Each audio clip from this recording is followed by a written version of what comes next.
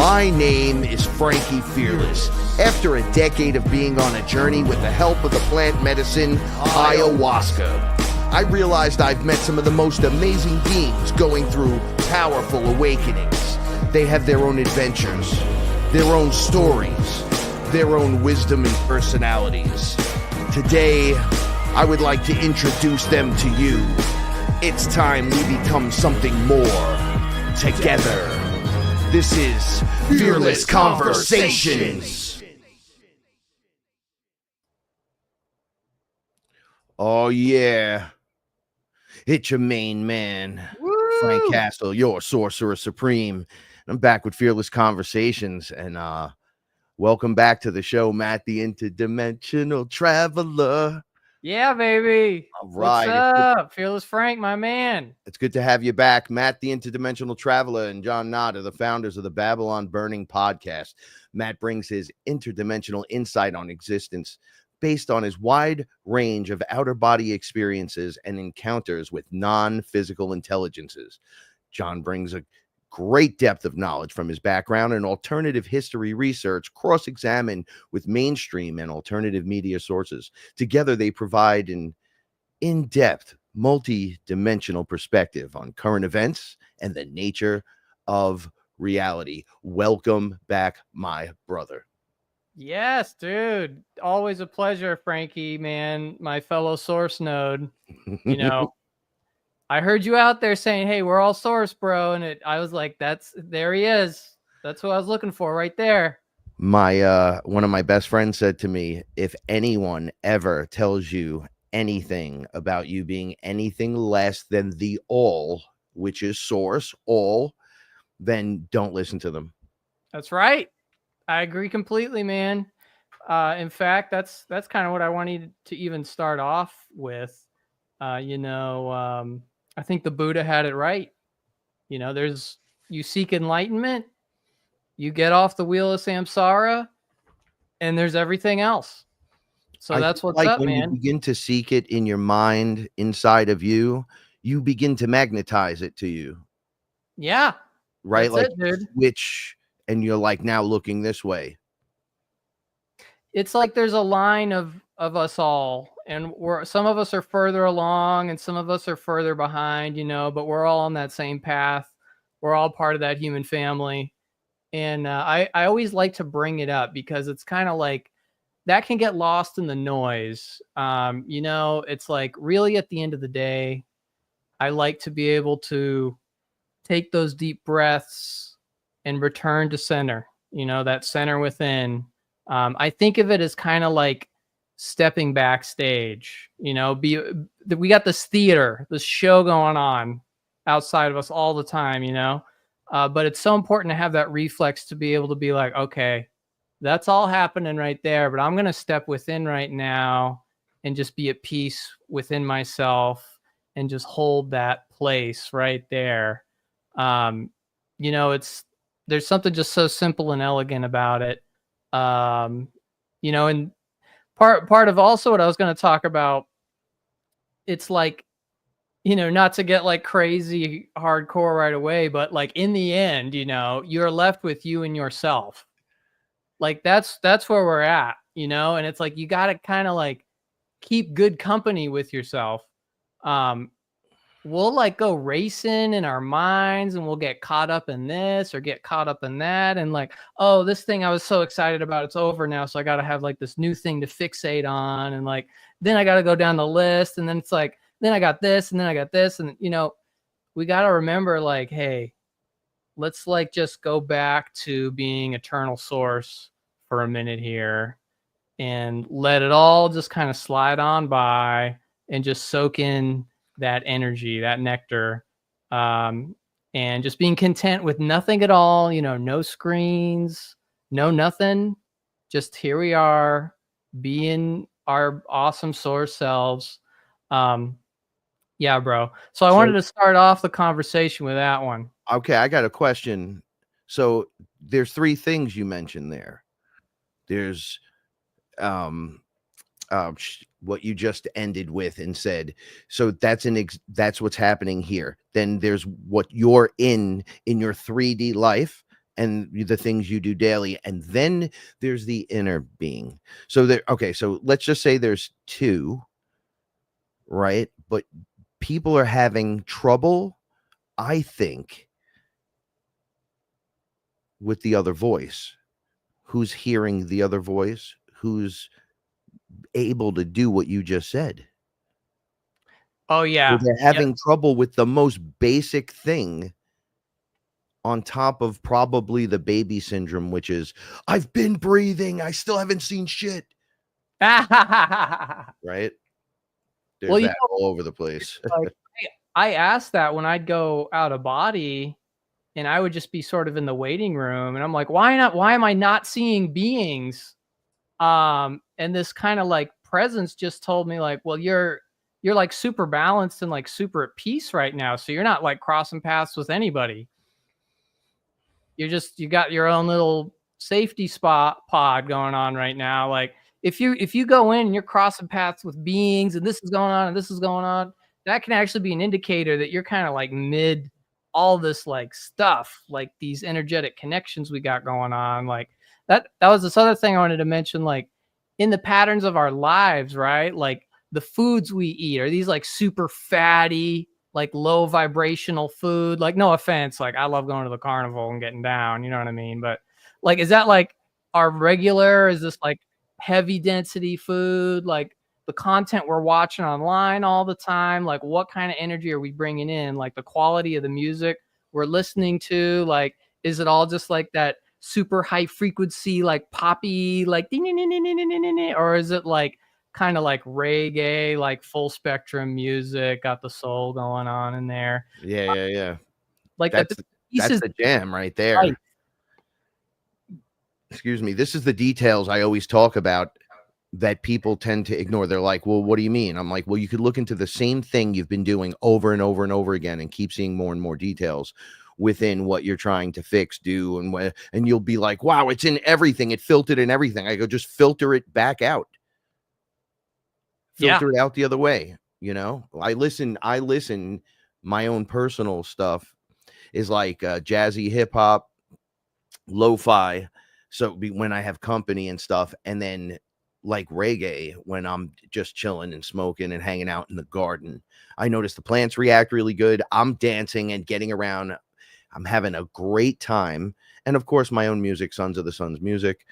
But as you become the singularity in your mind, right? So when you're over there, if you had a lot of things going on and you said connections, a lot of connections going on, as I removed these connections, I became one focused, open, right? So when I can walk in, it's just that.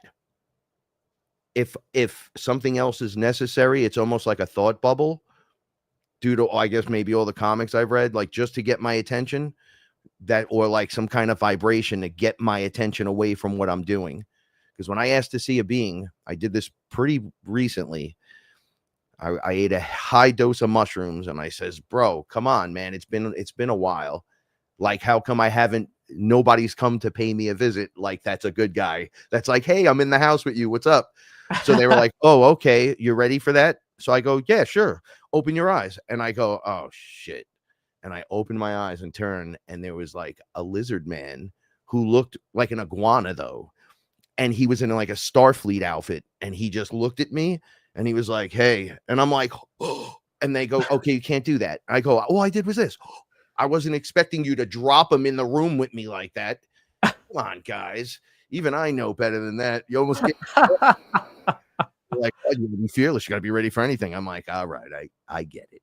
I know you do. I have done that before too, dude. I've accidentally disrespected the being that was looking at me. Like, you know, I've gone over and then all of a sudden there's this like giant robot monkey who's like a head on top of an open room, like a manor. It's like a environment being entity. And I'm like, look at that crazy ass thing right there, you know, like that. And it was kind of like, what do you mean crazy ass? Like, get out of here. And he just disappeared, you know, like, how dare you? You know, I am like super like eternal and amazing, you know. And I even in the moment was like, oh, I need to just be like, oh, look at how cool you are. You know what I mean? Yeah. Like it's so subtle in those wavelengths, right? But yeah, bro, like another one of these topics I wanted to bring up tonight, like as we kind of go up into the ethers and then down here to the 3D as well, like I would love to hear your insight on this. I think what we're going through right now with all the global conflicts and everything is actually the 3D surface version of a battle that is going on under the hood in spirit, as well as in the neighboring star systems. As crazy as that sounds, I think that this is just the local piece of the fractal that's kind of poking its head up here through our civilization. Almost and like our saying, humanity. just so we got this, like the war's happening maybe over here, even Yeah. in the overlay, and then as it comes down towards us, it fractals down to a war on a Yes. piece of land. Right. Whereas Through it's the, going through the on all the way people, up. through the people who have these conflicts, who are super enmeshed in these belief systems, who are in the positions of power to make the call, to like make it happen. Like they've got their spiritual sort of like chain that even goes through their genetic lines. It's like what they're connected to. And if we keep following those genetic lines, we eventually go off world. And I think it would be funny that if we could just only know, like, oh, wouldn't you know it? What's happening here through these lines is the same kind of thing that's happening up there through those same lines. Little do we know. You And know, then that connected goes to back their to our whole. last. I apologize. Our last conversation. All what we're saying now, the enemy you play against at this point is going to be the AI, and it trickles down. So that battle is happening all over. You got my brain like firing now. No, you are. As you're talking, I'm like, oh yeah, this one and that one. I saw the teams, right? So who's going to fight who? And then the guys that are off the board deciding that, which is the true enemy. And then they lay the chessboard out over your landmass, almost like Battleship, the game, where it's all lines and crosses so they can see the whole thing. And then they make their move against each other, but they never take damage. But we always take damage. Yes. So you have to step off the board. That's why they said don't get involved. When you're at the higher level, they're like, just go create and do other stuff. Don't even bother with the script. Because if it pulls you in and you choose Coke or Pepsi, you're in trouble because you get pulled into one of those sides. Yes. Yeah. If you play the game, then you're in the game. If you transcend the game, you're not in the game anymore. That reminds me of a dream I had. It was me and this like reality TV show host, and we're being like interviewed, and they were interviewing me, and I was like really transcendent and like looking out it from the outside in, and even being like a little lucid in the dream and being aware of like, I'm in the dream right now, and it was like, whoa. And then they interviewed the guy next to me, and he's like, no, I'm just like in it for the money and for the thrill and forgetting about everything else and just being fully like material, like all in. I am just all about it, so it's like, yeah, choose your own adventure. You can play this game, you can play that game. Like, what do you make yourself up with? It's like, again, that saying, like, you are what you eat, right? But not just food, but like content and like what gets your heart going, what gets you excited, right? So for some people, what gets them excited is like underhanded colonialism and like backdoor funding terrorist militias and using them as the boogeyman, Is it money or power? Like that's just their game, and that's what they're caught up in. They're not into like enlightening themselves into like, the ethers and returning to the higher dimensions from whence we all come. They're on the long path, right? They're taking the low road, and we're taking the high road, and we will end up in the same spot at the end, but that's a long road down that way, bro. So like that was one thing, and then another thing. This is something that like I've always wanted to talk about. and just for whatever reason, it just never comes through. You know what I'm saying? Um, and it has to do with kind of like that prison planet concept. I would go so far as to say this is like the prison universe theory. But that's like, I'm kind of dumbing it down because the thing is, I don't think it was ever intended to be a prison. I think things got turned into a prison overlay. But I think from the onset, the creation of like a holographic light reality or creating a planet with humans on it, I think that in the beginning that the creators meant well. They wanted to just experience and like, oh, you can experience this way, you can experience that way. Look at all the animals we can have. My God, you know, and the waters and the wind and lightning and the whole thing.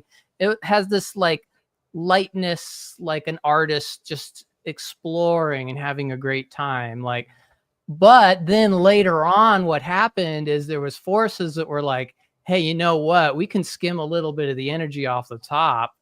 And you know what? We don't have to use the natural paths of evolution. We can just like convert this whole thing and invert energy patterns to feed like our own conglomerate hive mind structure. And we can like use religion and we can use money and other like mind parasite traps to just like get a little cut of like eternal souls left and right. And that's like more than enough energy for these astral parasite entities to do like a lot with, you know, more than the access of energy that they would have unto themselves as an individual. So it was sort of like bound to happen, right? Was it always a prison planet, a prison universe, light hologram? No, I think it was just for the experience of experience. But what can happen is it can turn into the endless labyrinth that souls can get trapped inside of, where we can get involved in games within games and start making deals and start creating these energetic anchors that can keep us in a prison-like atmosphere for very long periods of time if you're not careful with your energetic conduct and who you're kind of like teaming up with and what you're living for. You know what I mean?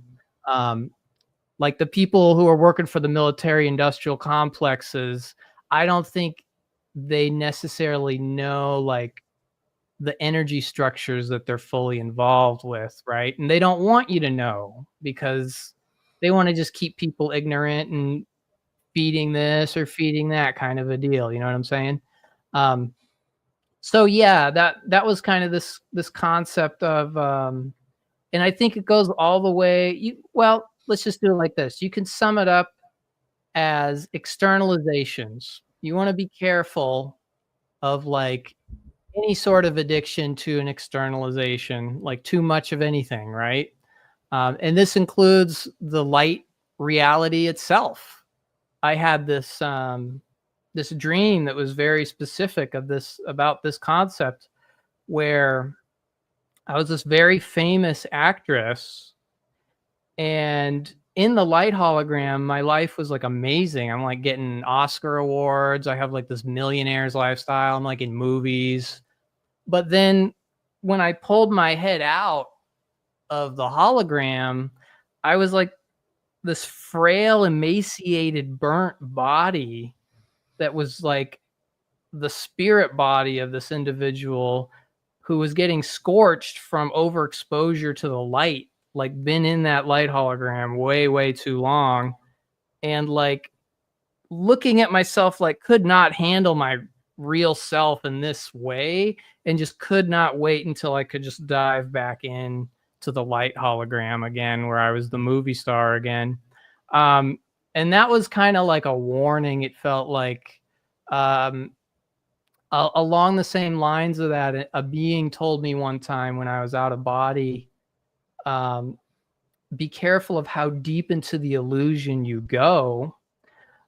And I think that dream was another sort of warning of that concept, that do what we do here and find balance here, but this is just a phase of our eternal existence. We are then going to go beyond this universal construct altogether. So there will be forces. It'll be like, you have left the universal construct, but you're still in this light realm. Or, don't you feel sorry for this person or for this situation? So maybe you should stay, right? Oh, don't you love them? That's the other thing is, It's like a sometimes self thing. Something's wrong with you that you feel so much that you got to suffer because you feel so bad. So I should whip myself for eternity. And then one day just pick my head up and go, okay, that's enough. Right, dude. That's the same kind of thing right there. Exactly. Yeah. So like, we're waking ourselves up out of that pattern. And it's like, through all of it, are we learning all of it? Right. So even like, the weaponization of love and the weaponization of the light, when love gets used to like lure somebody to do something they wouldn't do, or like, the classic examples, like, you'd kill for me, right? Because you love me so much, right? So it's like nature's like teaching us all that through example, not through just programming it in. So some of these way to get the true knowledge is to go through the experience and understand it. Yes, I even asked about that before, and they told me over there, like, when you just program wisdom, like you just flash install, like you see in the Matrix, and then suddenly like the best karate, martial artist who ever lived, right? When you try and do that, they were saying like it doesn't stick as good as just full on lived. You can't beat just full on lived experience. There's no beating it. The other one just doesn't stick. It basically just starts to slip away, and it doesn't have like this like strong foundational structure that was built up over time with all these like nuances and subtleties. Essentially there's no beating it, to this day. So when I had my garden talk the other day, just you're going through experiences and saying things that are like keywords, just tagging things. I'm like, so I spoke about under ayahuasca, I popped out of some kind of, it felt like water to me, but I could see its energy, but it was literally naked Frankie. And I bopped up out of it. And as I came up, like a higher version of me was there, like a higher self, but he was a spirit. But it looked like he was on a ship because I can see the space. I could see the windows and everything. And what happened was when he scooped me out, he was so happy to see me. And he showed me to my now wife, who was in like a cubicle where she was doing the exact same thing as me. And all there was a plasma ball. And he said, this is what I said to me, I guess, there's nothing more for us at this level here. This is it. So we dip down into the energy and we sing the song of you, and it trickles down into everything. And then we have the experiences. And then when we need a moment, we take a break and we come out of it, realize where it's us, go back in. And when I looked, there were thousands of rows. It looked like this big bay of a spaceship. And I said to him, where's Earth and stuff? Like, it didn't look the same. So I'm like, where am I? Where are you? You're obviously in a physical place because this is technology. And he said, no, you are from inside this space. So that he like showed me a targeted area blueprint on their hologram of the space in front of their ship. So they're just floating out there, and then this whole area. So they created what we're experiencing here up there, and then jumped in to play it here because they're a spirit like that there. And I was like, they were really bored. They wanted to go back in right away and sing the song and do all this shit. And I was like, yo, you know there's more. Are you my highest self? Because you don't, you look like him kind of, but he don't sit in no spaceship. You know there's more than you. It goes laterally and in all directions infinitely, and they were all looking at me, and I'm like, I've been to all the levels. I just came out here. I just literally flesh walked into this area. What's up? And they were like, well, he's got a point. Yeah. I'm like, so, I'm from inside the game. And they're like, oh, yeah, you disrupted the whole field. We were able to pull you out. So you just popped right. And I was little. They were holding me. I was like, holy shit. Then they put me back in. I went in on my wife's side. And I got to witness who she was from the start, the whole thing. And I just kind of like, it was like being flushed in a funny toilet. I was like hearing beautiful music, all about my wife that described her. And I couldn't help thinking of how this was like a record player recording it, though, on the record player. All you did with the record player is just go, you like stretched it out like you were making those weirdo cuts on it, and then you could just pull it apart and then sing your way down. I was like, nice. Whoa. Nice. It was just connections. I don't want you, because you were going more, and I had to jump in and be like, okay, I feel you on all of that. Dude, I love it. No, that's why I'm so excited to talk to you, bro, because you know what's up. Yeah. So, but that's what it is. It's projections within projections within projections, and you're getting lost in the games within the projections, and we are becoming the singularity. So you're returning that, or back to the beginning part of the conversation. You're disconnecting those weirdo connections that might, when you're under a psychedelic, it's just too much going on. Yes. You're not ready to see shit. You got to clean this up. That's the hard work. You got to do all the internal work. And then you come out, and it's like clean windshield almost. What's going on? And then you can just see what's there and be part of it. You don't have to like dig in deep. You believe me, they'll put you exactly where you need to be, because you know. Better than you even knew somehow. You would never imagine. They said to me the other night under mushrooms, as they were putting me to sleep, they were like, do you know why the sun called you Frankie Sun Guardian? And I was like, well, because I'm a solar being and the blah, blah, blah. And they were like, yeah, no, that, yes.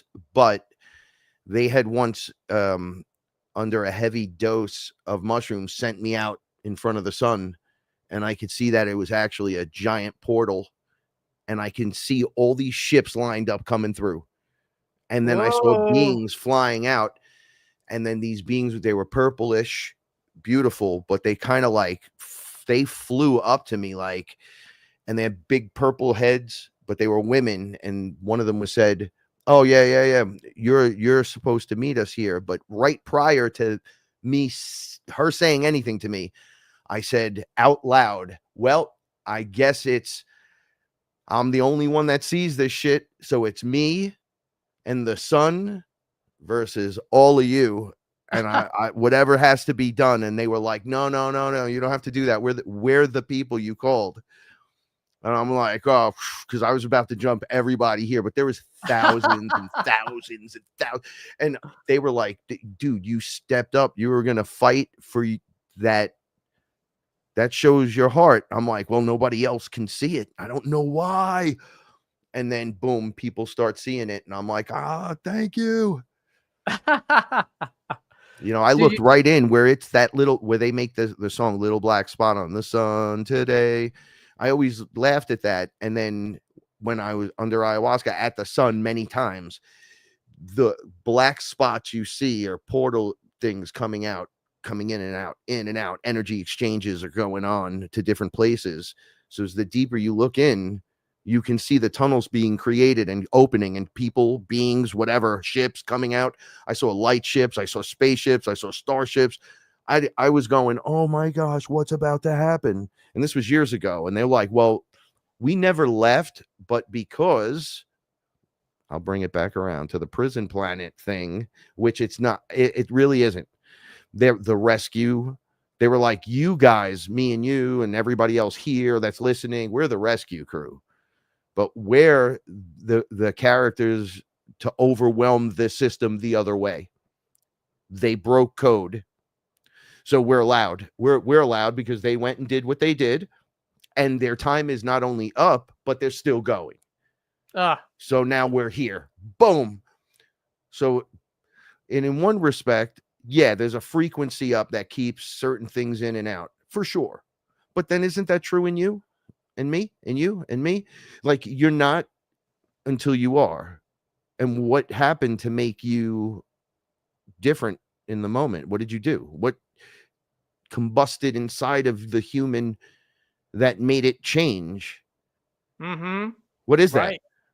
That's right. That's that experiential buildup that results It in cracks the frequency. The expansion and refinement of our consciousness that we are. It shatters the dome. That's why I don't believe there's a dome over the planet. I've never seen one. I've seen atmospheric layers, but then I'm like thinking to myself, well, of course there's going to be some kind of device that keeps us from getting up and out, traveling around astrally, all kinds of stuff. So everything's real from a perspective or not. But when inside of you become so much more, it fractures your personal one, which then makes the one that was above you fracture for you, not for everyone, for you. And I think enough people do it, the system just fails kind of, and everyone comes up. Yeah, but there's a threshold. Yeah, a threshold gets broken, and it happens on an individual level because your awakening can trigger the awakening of your higher self, which then triggers the awakening of their oversoul. So the chains break. Unless, if the reptilian Matt right now doesn't come in the room, then what are you going to do? Like, right, if they just pull us off screen, that's one thing. So, well, they don't want to win like that. They told me they don't want to win like that. I know they don't. Their favorite is when we destroy ourselves, because that's the easiest one. It's the most satisfying for them, and then it's also the most energetically efficient for them. So that's their favorite. They brought me up to a table one time and they're like, "Oh, Matt, we didn't know what we were going to do with you. We were going to throw you in the brig. We were going to throw you in jail." You know, we had the cops like basically on like spiritual speed dial, and they were orbiting in, you know, and they were ready to basically make the connection to bust me. And then they like ran the numbers on that, and they're like, that was just going to get you even more like hyped, and you were just going to come with an even bigger fury. So we said, no, we're not going to do that. We're just going to wait for you to destroy yourself. You know how those dastardly, they always get the last one in, you know what I'm saying? You got to love them on a level. So yeah, dude, you were also bringing up the sun, and it's so funny because when you mentioned that part about the clear windshield factor, the clear windshield vibe, right? I was going to bring up the story about the sun. You didn't even mention the sun yet. So I was like on one, and I was going out there, man. So I just laid back in the sunlight, and then all of a sudden, like the sun was like, you know, let's communicate. I'm right here. Let's talk. Let's go. And I got so excited, and I started thinking about talking to the sun, and I'm going to talk to the sun, and I can meditate like crazy. And I was thinking too much. I was thinking about the thing instead of just experiencing the thing and being in the flow in real time with the thing. I was having all these little secondary reflections, and oh, what about that? And what about this? What about that? And the sun is like, I cannot even get through to you. You keep flagging up all these, like this little thought. And and what about, then here's another one. And it was just like boom, boom, boom, boom, boom. Like, and then finally I had to be like, okay, let's go back within to the center. A trick I'll do is if I can't stop the stream of words, I'll make them go slower. And then that'll help me ease into the open-mindedness. And then I could communicate with the sun, no problem, in real time. And he was such a nice guy. He appeared to me as this teenage Indian, kind of Indian, like from India and Native American. He had a sash of fiery sunlight, like robe over one shoulder, and his skin is like glistening gold. sitting on a throne of shimmering gold, and he's flanked by like griffins, eagles, and then up above him is a whole line of giant humanoids, and I've got these like spears that are looking like sun tips, and what they are doing is literally like holding the space between the surface of the sun and the empty void of the vacuum. And they're like on guard, like the surface of the sun. And I'm like looking and seeing them all that way and seeing them all that way. And like the first thing I do, I'm like, I'm so sorry about all the bad things I've done in my life. Oh no, you know, like I'm like, oh, the holy sun. And he was so nice. He was like, oh, don't worry about any of that. You know, I love you. I love every particle of your being. And he just lit up like every particle of my being. And I just felt that nice, warm, sunshiny feeling just light me up from head to toe in my energy body like you wouldn't believe. Yeah, he let me know everything was going to be okay. He told me I worry too much. He found some weird little black glass like lodged in my inner energy body, and he was like, what is this? This isn't supposed to be in like one of my human children. He got all like mad about it, you know, like this is wrong, this is not part of the rules. This is why the galactics are rolling up, because of stuff like that, because he was mad, dude. He was with like that stuff. Yeah, dude. And then another I'd also had an experience of being in the flow versus losing the flow, where all of a sudden I can like create things. I was creating like forms. It was like this stretched out pillar of yellow light, looked like a little 4-pointed star stretched out. And then I could make like 2 little copies next to it. And I was like rotating it around and it was just as easy as just sitting here talking to you. I didn't have to even like try to do it. It was just so intuitive. And then I was so impressed by what I was doing. I was like, whoa, look at that. And then I was thinking about it and reflecting on the thing, and it went away because I disrupted the flow. I wasn't in the flow. I was like, oh, wow, look at the thing. Oh my God. You know, whoop, just like that. It's gone. You know what I mean? It's like the real time of real time is so instantaneous. Like that was something that caught me off guard when I would go over there and have these experiences. Like it was all just clicking right into place, like so when it's supposed to and the way it's meant to be. It's like, okay, you know, we're not in linear space-time anymore. This other story that came to mind when you were talking, like, what are we here doing, right? I had this experience that was basically showing me, what are we here doing? The way it showed it to me was just like a Christmas Carol, where I was with this presence and we're floating over this building, and then we look in, like the ceiling just like turns transparent, and we're just looking down into this office. This was a very high-end office. This is marble columns, expensive fountain, huge wooden desk, everything's gold. This is like over the top, right? And there's this little gremlin man he's a banker, and the phone rings. He's like, hello, what? No, that's it. It's over. No, we're not doing it. It's over. And he slammed the phone down. He's like, gets up out of his little chair. He's like, it's over. It's done. It's over. No more. And then the presence I'm with was kind of like, see, another one just happened. You know, we're finding out where everybody's line is. Like, how far will they go? Even in human form, in a state of ignorance. How far will they go until within themselves, without any outside help, because when you get the outside help, it doesn't work, it doesn't stick. When do they reach that point and say, no more, I'm done, I'm turning this way now, and I'm going to go in that direction now? So when I had my experience, they showed me in Dig Dug style, the video game, right? So there was like a pit of dirt, and then there was us, and it was like dropping into the clay, but I could only speak from myself. I recognized when I heard the call and came back from the highest and came back and was like, I'm going to do this.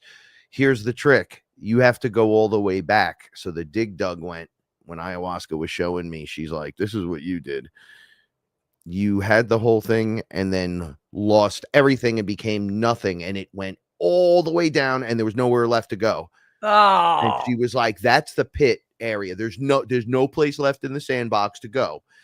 And then you worked up from there. So when you came back and you were activated, you were the all again. That's the trick. You got to come in from the beginning. That's why the reptilians, they gave up on me. I showed them how much DNA I had in me. And they were like, whoa, he's got everything in him. And I was like, all right.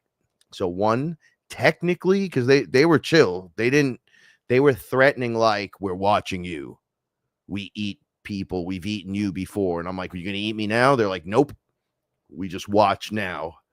I'm like, oh, so you're just watching? You know, I figured my dead relatives would just be standing around me in the shower, but I know now it's you when I'm taking a shit, right? And like, bang, bang, you're not going to do nothing, right? I've learned quick with them. But the minute I told them what was up, I was like, they were like, this is our planet. We're not giving this up to you and people like you. And I'm like, what are you talking about? They're like, well, we were here first. I'm like, no, you weren't. Do you know, I was one of the coordinators of the development of what the Earth realm would be from the other side. So far long ago, it predates everything here. Everything. Yeah, I hear you. And they were like, what? I go, so I was the first on the first wind. I was the first bacteria. I was the first atom. I was the first blade of grass. There you I go. had to do all of that to be here so I can be an example in this 3D realm to show you it's time to level up. And there's a whole bunch of us that are ready to do it. I just happen to be one that doesn't have a problem talking about it because it's not crazy to me. It's not crazy. It's not crazy. No, I'm actually, I've been manifesting as I go. Yes, weird stuff has happened, but once again, the meter is like on a human. Oh my God, I lost 3 teeth. Yeah, but you got a quota to meet, so get back. Are you all right? Yeah, I kind of feel good though. Okay, well then everything's fine. Oh look, Frank's got new teeth. So there's nothing to bug out about, right? Oh my God, the dog won't eat. Oh look, the dog just ate. Oh, thank God the dog just ate. Right? Like people, you know what I'm saying? That's a metaphor for the human everything. Now imagine seeing an alien.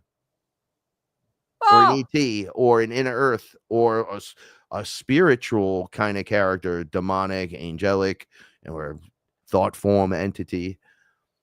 Like, can you handle that? This is what I tell people. But if you work on your inside and you disconnect all those weirdo connections and you start bringing fractals of yourself back home and become the singularity, become aware. So this is what I didn't get to tell you before. They want you so the sun wants you, just like all the other good beings that are alive and with you out there, they just want you to acknowledge it. They're like, be aware that I'm looking right at you, sending you these messages of love and upgrades or whatever. And the minute you go, sun, I acknowledge you, greetings, good day. It just, if you had your eyes closed, I was explaining this earlier, you can see sun beams kind of lighter and stronger beaming in your direction or in all other directions. If you see that, which you should, because you could see that looking directly at the sun, and then you close your eyes, you'll see them all close in and focus a beam right on you and start talking directly to you. And if you don't understand what's being said, you might just see the spiral coming in through the sun ray, which is feeding you in. And when I do this, the spiral inside of that, you're in a hologram. We're all in a hologram. This is the dream scenario, and this is the fucking wake up call. Shows like this is time to wakey. You don't know who you really are, but now you're going to learn.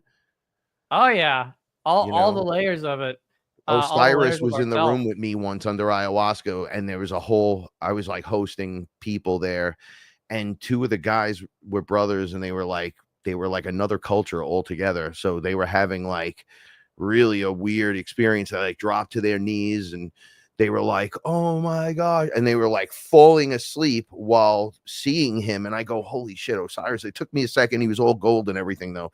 And then he walks over to the two of them and he grabs them by the hair and pulls them up. And they're like, you're not sleeping through this one. And these scrolls were just unleashed in front of them and their eyes were like lighting up. I'm never say they were like, these guys aren't waking up. They are today. I was able to watch that part. Yeah, you know, but it was a beautiful experience. And then they were afterwards were like, oh my gosh, that was the greatest thing ever. I'm like, I know. Right? I know, I was dude. there too. It's your return home for a minute, man. You know, they told me they miss us. You know, we used to commune more often. That was the OG communion, was like, you know, plant medicines and saying what's up to the spirits, right? They let me miss know they miss us terribly. Not just me and Matt. They tell me to tell my friends. They give specific names sometimes too. Go when you say, especially, so my wife can't hear it. She feels the whole thing, right? So they'll say, tell Paula, just like that.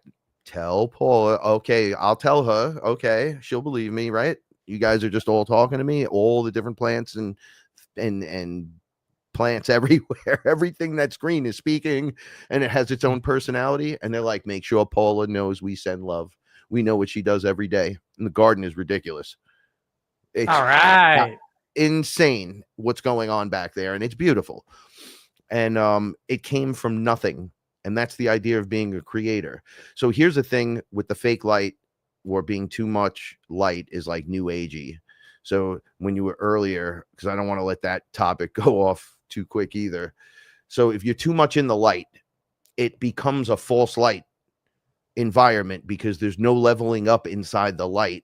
The leveling up's done in the dark and then the back up journey. So it's the journey, not the destination. So when we're in a sine cosine, it's like crazy good, crazy bad, crazy good, crazy bad, crazy good. And you're trying to just achieve a balance. But you walk through these experiences in life. And most of the people that watch this show and then deal with us are like late 30s through 65 years old.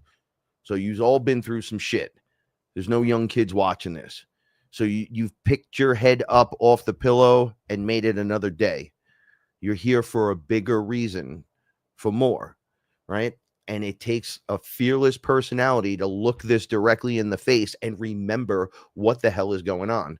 So my life is scattered crazy. On paper, looks like a psycho's life. They were like, how did he do music for 25 years and was an inspector at the USDA and was doing this and was a lifeguard growing up and did karate and played Division II ball and always running from something or for something.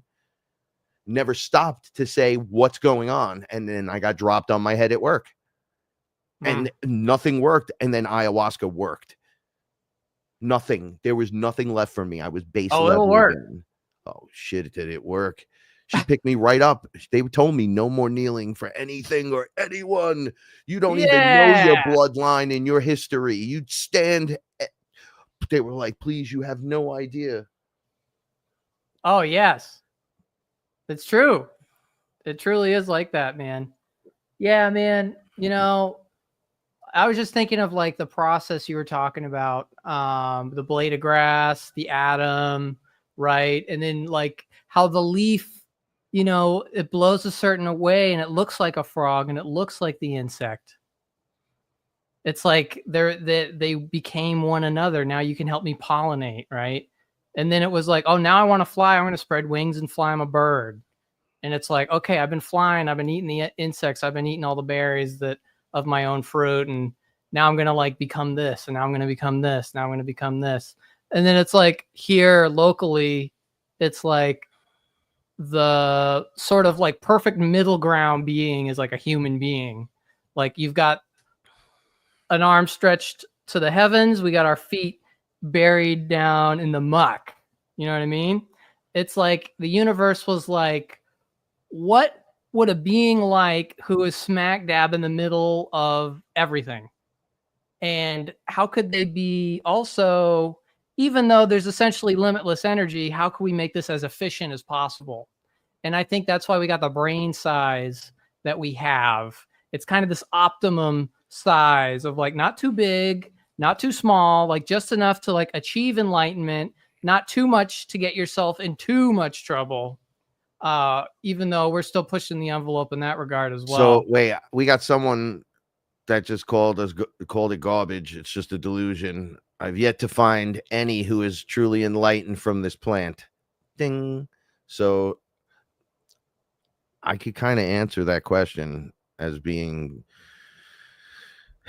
you can define your definitions of enlightenment based on Jesus Christ all the way back down to Satan and everything in between, right? So you can ride on this weirdo wave of yours, right? And you can call it garbage and delusion, but I can tell you as a fact, I had to be broken out of what would be a sleep spell, or let's just say I'm being very simple with this. My pineal gland was completely calcifying itself and it cracked like a nut, so much so that I thought I was going to die and that people poisoned me.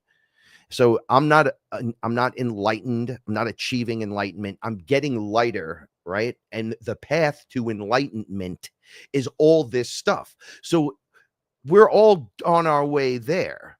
And the plant has been more than helpful with pointing out the bullshit, including people that probably never walked through a rite or a ritual for real in their real life, like a real one that would create a real man, a rite of passage. So you'd be doing this as a young man just to clear everything out. So when you entered society, you were dutiful like everyone else was. And everyone was doing their part and kind of lived in harmony. It's not that you drink it and you all fuck each other and go into harmony. Oh, we're all so much better than you because you don't know. No, I was singing songs about this shit 25 years ago, stapling my rap songs with cool concepts that I thought that were all these fucking concepts that when I drank ayahuasca, I was doing the wrong thing. She just pointed out a few things to me. I took the wheel. She didn't take the wheel. She helped me heal. Right? So there's no excuse using this. What the fuck have you done today? So to say garbage. You know, I'll answer any question, even a stupid thing. You know what I'm saying? Because people are like, these fucking guys are doing psychedelics. And then they're like, oh, we're so groovy and we're fucking hippies. Nah, bro, I'm from the Bronx, homie. It ain't like that. However, where there was once no spirit, I am more than enough for quite a bit. Okay. So I don't know if you want to have anything to say about the plant's delusionment on people.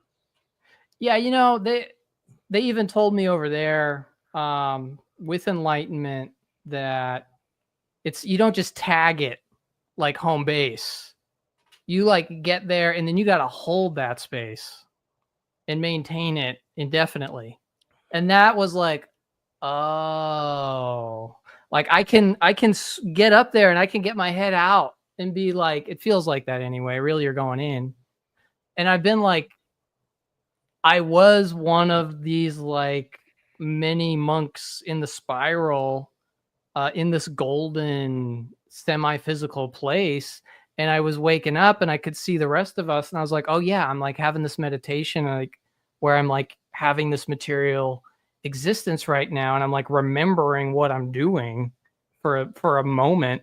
And then I'm like, okay, yeah, you know, and this is this part of me on my way back out. And like, wow, what the fuck, right? And then I like come back in. So you get these little glimmers and clues, and I don't have to rely on a holy book. I don't have to rely on like what I know is like the garbage of like industrialized religion that I can't trust. And then even with this stuff, it made me actually like, when I actually looked in the trash can, or like I looked in the toilet with like shit and piss, like I've made peace with the garbage. And actually I have like a deeper respect for like, we shouldn't be just throwing all this stuff in here. We need to like take responsibility for each one of these things that we're throwing in the trash can and just forgetting about. It's like, that's just another indicator of like our laundry list as humanity. What we got to work on is like each one of those objects that's like in the trash can. And like, you know, it's funny, but yeah, you even make peace with the ash. I like made friends with the ash. I could feel the essence of the ash and what it was to be the leftover after being completely annihilated by the fire. And like that's a part of me too, actually. And you like kind of like return in alignment with like all these different expressions that like we're made up of and that are around us like every day, and we just forget about them. Or like there's some middleman who's like, oh, here, I'll give you like spiritual enlightenment. And then it's just like, you know, it's like, here's the silver bullet. We'll program you to love light this one thing. And then don't forget, Sunday, you could absolve all your sins and start all over again. Come on, bro. Come on, bro. Fucking weirdo. Like, I they just don't even feel give like me a t-shirt. You know, give me a t-shirt at least. Yeah, right. I did fucking 9 years of Catholic school, and all I got was this stupid t-shirt. Listen, it will show you what's really programming. So in that sense, you're saying that any help you give to yourself that will lift you out of a shitty position and then show you the path, walk alongside you, not do it for you. You have to do everything, by the way. Oh, yeah. Ayahuasca doesn't go, oh, look at all this shit. Yeah, no. You got to go through all the hard stuff. All the pain you put people through, you put yourself through, self-care that you don't give yourself, all things that are important. How to act, how to be, because they show you how you've been. They don't judge you. They just show, look, what does that make you? What do you know? Yep. Contact with relatives, healing. My ancestors want to work with me. They're in my DNA. If you don't believe your DNA is alive, you're like the guy that shouldn't be in this conversation, because it's too expansive for your mind. And I'm not taking shots at you, but if you just run around with a book in your hand, but you don't have the experience behind it, how many times you've spoken where they've responded to you? How many times? I don't know. I did ayahuasca a shitload of times. Jesus was there a whole bunch of times. He was right there, but so was Shiva. So is Ganesha. So is Kali. So is Thoth. So is Ra. They're all there. It's like a conference room. I don't know if you ever had that. They're all watching, waiting for you to become aware of what's really going on around you so you can learn how to be a better you. I have not once had a being put anything on me or give me anything. Nobody gives you anything. You do the work. So actually, you want to watch out if they're trying to give you stuff. You want to be like, whoa, what are you trying to give me right now? Yeah, you got to eat this or drink this and it'll work. It's like, nah. Yeah. I've had friends who've had experiences where I've warned them, you know, you got to be careful what you accept in the spirit world. And they came back and they're like, oh, I'm so glad you told me that, because the next day I went in and some sort of like ninja being had this like insect thing that was trying to like climb into my like astral body's mouth. And like, usually I would just let that kind of stuff in and think it was better for me because I'm in the spirit world. But it's like, you still got to be careful over there. Actually, you got to be even more careful over there what you're like letting in and out. The scariest is the spider hat. So it's like a spider is sitting on your head and just pumping whatever it's pumping into you, but it's creating fear in you. And you do that and it just starts feeding and starts. I came out to that once and was like, what is this? They're like, this is because where people's thoughts are and what they're doing. I'm like, everyone's got this right now. They go, watch, they come in waves. And I saw it happening. And then I saw beings come in and like eating them a little bit at a time. And then waves of them following and then jumping off and going to others. And I'm like, what is this? Disgusting. And they're like, they feed on your energy. Not everything's a demon. Some things are physical beings. They have flesh, but they're not like you. And some are like you. And some Yeah. are like this, and some are like that. And then some are spiritual and or energetic, frequency, interdimensional. It's all frequency anyway. And I'm like, whoa. So I got people telling me, oh, that's all demonic and that's all this. And I'm like, I don't know what you're talking about. I have no clue what you're like. People that don't have the experience should never speak to people that have the experience unless it's a question about it. Like, did it help you with this? What about all the people it helps that stop drinking? Or what about me with my back and help me walk again? Oh, yeah, but it's just doing these things. So you do what? I haven't done anything. I'm talking about spirit. Does it hurt? Why? Jesus is the only way. Jesus has a title of the Christ. We all get the title. He said it himself. It's just that I got to remind people out there, we can achieve anything they're doing. We're going to do and more. Well, there's no escaping that. That is the direction the slope is going in. It's just how long is it going to take for each individual to get there? And, we look at like concepts like in the Kali Yuga, they're telling us we got another 427,000 years before every single spirit on this planet will achieve like the next level and no longer be bound to like materiality. So maybe something like that is like just a way to get that kind of concept across. But that's part of just the nature of impermanence, that it doesn't last forever. And okay, you didn't get it this time around. All right, here we go again. I've for sure had like direct past lifetime remembrances when I've like gone, over there. And in one instance was I met this like incredible being of like just blue light, interconnected seashell patterns was their like makeup shape. And they were also, the room we were in was them, an extension of themselves. And they just appeared to me in a humanoid shape as like a sort of nicety, like, oh, this is something familiar to you, so I'll like appear like this to you. And then they're like, oh, okay, and look at you. And I looked down at myself, and this was an instance where I could see my energy body, and I'm this one line that's like wrapped around to make up this shape of a body. And in that one line, like we'd zoom into like, oh, this part is like kind of like jagged and messed up. So we like zoomed into that messed up one. And there I am like experiencing like screaming in another language about my religious beliefs. And then I'm being put to death. And then the fire comes up and consumes me. And my last thoughts were like, oh, those bastards, they just show how much of a demon they are by what they did to me. And that like created a dent in my like energy line. And then he's like, okay, let's go look over here at this one. And then I'm like, all of a sudden in this like smoker's parlor, in some boggy, humid like manor in the Victorian era. And I smell like cigar smoke fill the air. And I'm like suddenly in all these layers of girdles and like thick dress. And it just all goes like whoop around me. And I just hate my awful husband. And he's just the worst. And I just would rather die than like live another day. And it was just that like anguish of that lifetime, like left that little mark like there, And so we like go through a lot of them, and he's like, well, all right, all things considered, not too bad. One thing I can tell you is you've been hung up on the concept of evil again and again and again and again. And that's been like a looping thing for you. And part of that is the nature of being in a body and using spoken language and fixed terminology.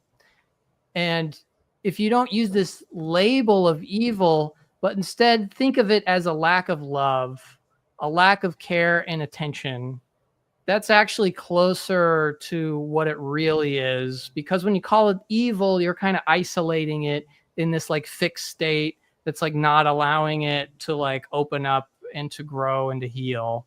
But if you think about it in this way and you're not just fixing it to like a term, that can help you, like, you know, stop having to like. That's because you shape your reality. So if you look at it and you're afraid of it, it hardens it, it brings it forward, and then it becomes harder to defeat if it's evil. And if you just let it go and observe it, it will just reveal. And it's like, oh, wait, I was looking at the outside of the flower. It was really just a flower opening. And it's like, oh, you saw the shadow reflection on the petal and thought that was evil. And you brought forth what was that? And they're like, was that a reflection of you? Because it's all you. So there's the proof that we fix and heal these things. So we know it's us. We know where we're coming from. We know from the level we're speaking. We're walking through the healing. We're seeing what works and what doesn't work. We're able to hear some of the music. And if there's something implemented in the music that's supposed to be subversive to the consciousness and the physical 3D world, the mind itself, when your ears hear it, the vibration, the frequency, something inside doesn't feel right all of a sudden, even though the song says you should be happy. Right? Yes, so I know. We're capable of picking that stuff out. So we've been more than helpful with examples. That's what we've got our consciousness for.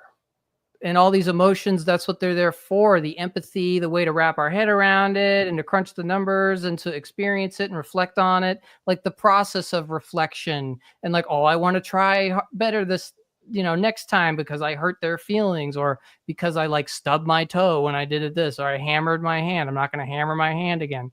Like to have that reflection, like that's what that's there for. That is the rubber meeting the road of like nature processing the broken shards of its, you know, eternal soul sentience. And there's these, you know, layers that are like, let's not let them get back home to source in their fullness of self. Let's keep them like going in these like circles of like evolution and materiality, and we can like use that, and they don't have to ever resolve, right? But that just lengthens the process. Eventually, it all resolves because it's impermanent, right? It eventually will all return to source. You know, no matter how much they kick that can down the road. You know, when I saw what was going on from like the top point, I was like, man, that's an awful lot of bullshit. Right? And they're like, well, that's all there for you. Just remember that. That's how powerful you are. That all of that bullshit is there so you won't look at your shit. And I was like, damn, you guys are right on target. The minute I started just taking advice, adding in what I needed to, removing what I didn't need no longer, my life got better 1,000%. I literally was able to take myself off of all medications, follow my heart, continue my dreams at 50 years old, marry the woman that I'm more in love with than anything else, have cats. My mother's still with us. I got friends with my dad. It changed the outcome of my genetics, and my ancestry is changed because of me. Yeah. It's spinning properly and they're all cheering for me. Like a rocket that has like boosters on it. I had my parents, then I didn't because it got really bad. Dropped one. Then, oh, we got this one that was there for you during this time. Drop that one. And they were all there and they lived their lives alongside of me. But I'm seeing now in hindsight that those beings, even the ones that were a pain in the butt, were pushing us forward. Yes. Even through the dark, especially through the dark. You'll never be anything, you piece of shit. Yeah, that's the one you're going to be high-fiving on the other side. It's true. That's the organic darkness that means well, and for you to reflect upon and grow stronger through engaging with that organic darkness, as opposed to what we talked about in our previous episode, which is just this like parasite synthetic life form that is not trying to help you out, does not have this deeper life lesson. It's just trying to annihilate for the sake of annihilating. And if anything, to protect against it is to just make our reality stronger. And maybe that's why it's even there for the universe to like get stronger. But that's a more just super like extreme version of it. So there's, I think, even these qualities of darkness, there's like organic darkness that actually has been with us all along, and it's your natural shadow that actually is going to help us grow stronger and show those parts to us that the love and light, it's not really going to get the same point across, and it's not going to like make you dig that deep and actually turn a new leaf, like for real. I think another thing worth saying, it's like, speaking of the fractal, the shortcomings of that we have in our lives and in our world is a reflection of the shortcomings within ourselves. And it's like, that's a rough one, but it's like, because the human family is all over the place, that's why the earth is all over the place. And essentially it's a two-way street. We are being victimized and we're being used by archons and the hive minds and so on and so forth. But they couldn't do that to us if we were in that higher vibrating place that does not allow for any of this nonsense to even occur in the first place. So we do have to sort of like take a couple of like hits to the face in this process, because essentially we do have it coming. You know, I hate to say it, but I mean, ultimately some of it is like, yeah, it's, Matt, we got to just turn this shit around. We got to turn this shit around. How do you travel through interdimensional barriers? Face first or hands in front of you like Superman? Or do you do it like and squeeze your face right fucking through it? I'll tell you, for me, it's always like flower petals opening up like around me. It's like that. That's very nice, actually. Mine's more like shattered glass and my face going straight through it. I'm here. Hi. And they're like, look who it is. I have experienced that. I have, like, one time I was in like a really bad headspace and I was like, oh, what are you doing with your life? You know, you suck, right? I just got into that headspace like right when I was starting to go like super deep. And I was like, whatever awful thing happens to you, you deserve, you know, I was like in that kind of like a space, you know, because you suck. And I just was like, fine, what awful thing is going to come my way? And so I was that very unstable energy signature. So sure enough, I was surrounded by unstable energy.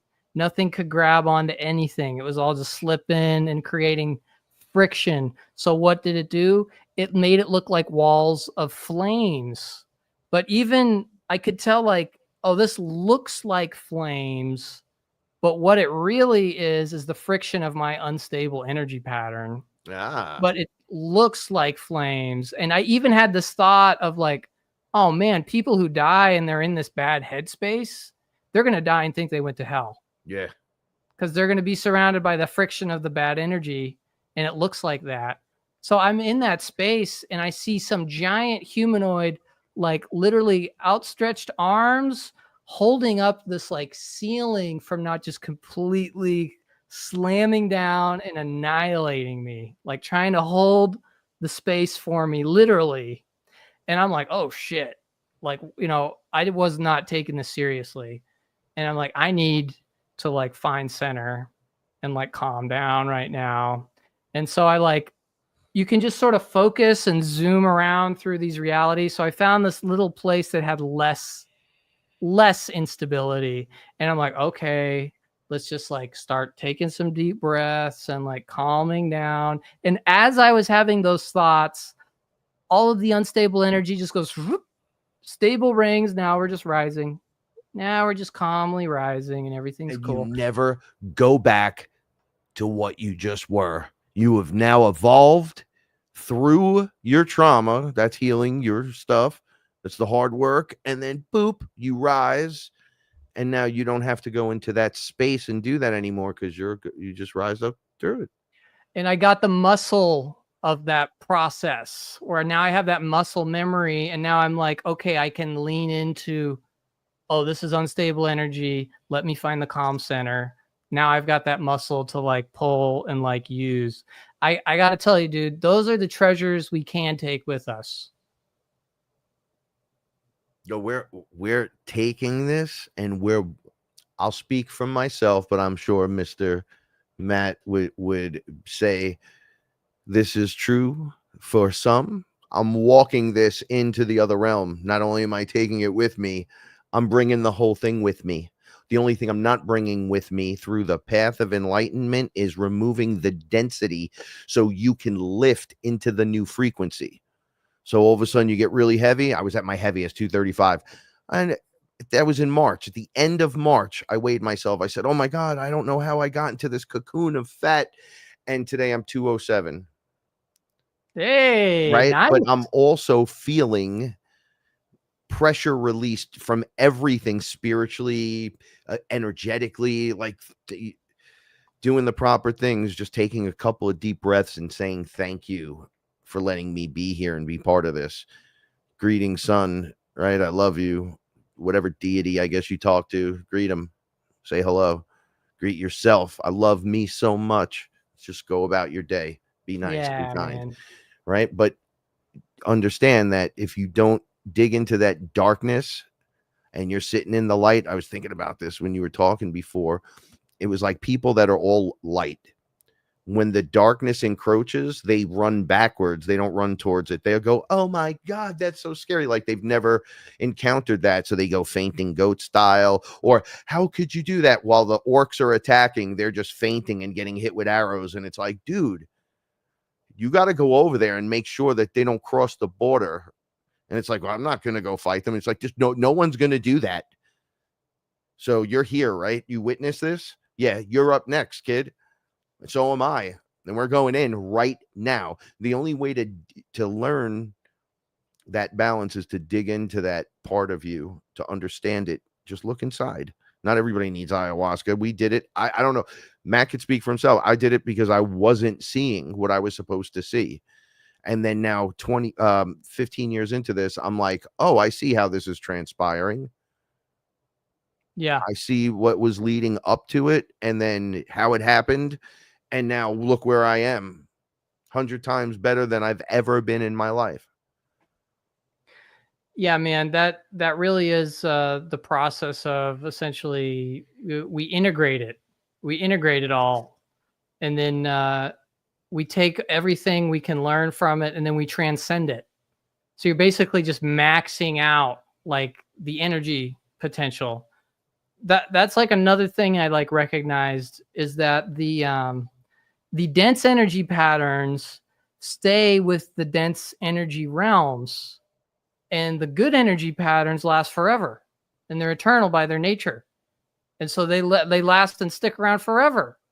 And that's another thing I've noticed. I've gone over there, and I'm in that high vibing place, and all that's left is just the high vibing stuff, and that's all that lasts there because that other stuff just stays with the body, stays at that dense dimension, and that all eventually like dematerializes due to the natural processes of decay, and gets recycled one way or another.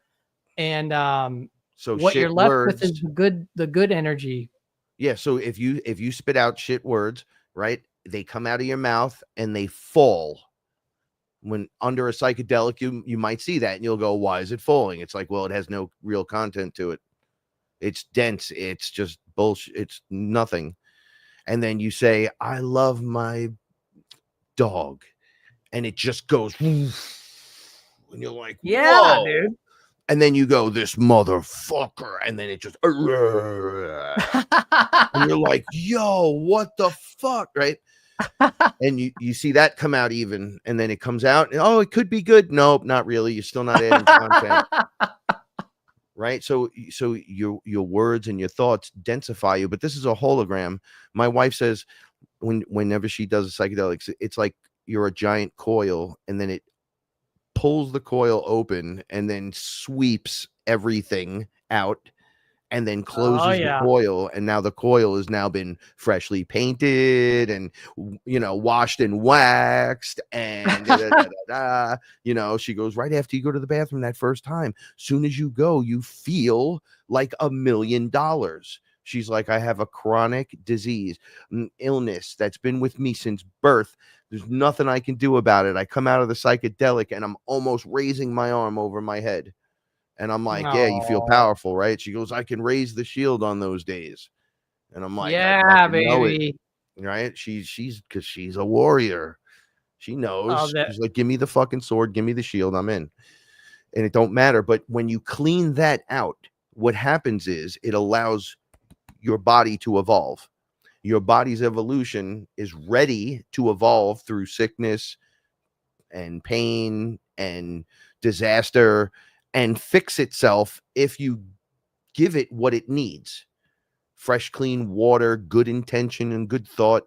So the hologram here is dense. So it's like, look at me. I'm walking around in the environment with my big muscles. boom, boom, boom, boom, boom, Right, boom. yeah, right. And then as you release this, you kind of like wiggle that stuff out. You're like, oh, I'm sorry for being like that. Blah blah blah blah. You clean it up. You go take a shower. You clean up. You go to the bathroom a few times. You're like, bro, I feel so much lighter now. It's like, yeah, well, so the parasites that were in you are now gone.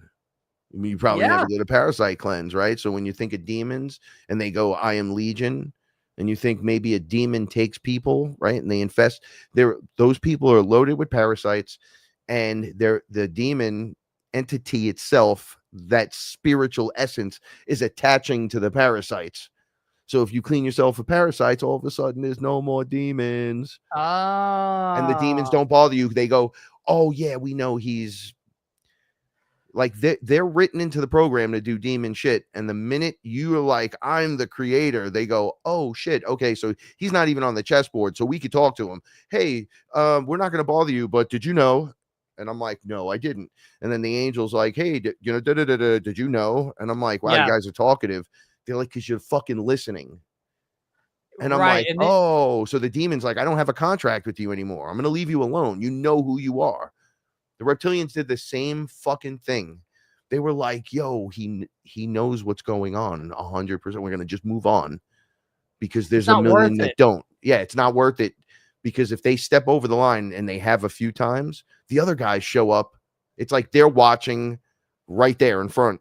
So as one guy makes a move to do one thing, it allows the other guy to make a move. So if like the reptilian came into the room and went to grab me, they would be stopped by the other guys if it was visible to everyone and it was about to become a physical event.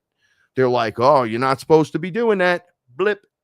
Not out in public. There's 6 people in here looking. What are you, crazy? You just gonna come in the room and just rip him in half and walk away? You can't do that. So they stop it, and they usually remove that from the chessboard. That's how I recognize it, because its players will advance. One of them killed my cat once. Right. And that's dirty. I lost my, I did. I had problems with this. He came into the room and it was a snake guy. It wasn't even a reptilian guy. And he was with one of those tall grays who were really mean looking. And he was sending energy at me. And then the snake guy came in through the window, and I screamed. I've never seen that before. He like slithered and he held himself up, and he's like, which one? So he goes, yeah, we can't get him. And I was throwing up yellow bile into a bucket. And Paul was like, oh, Jesus, what's going on? What is that coming out of you? And it was the same color of what he was hitting me with.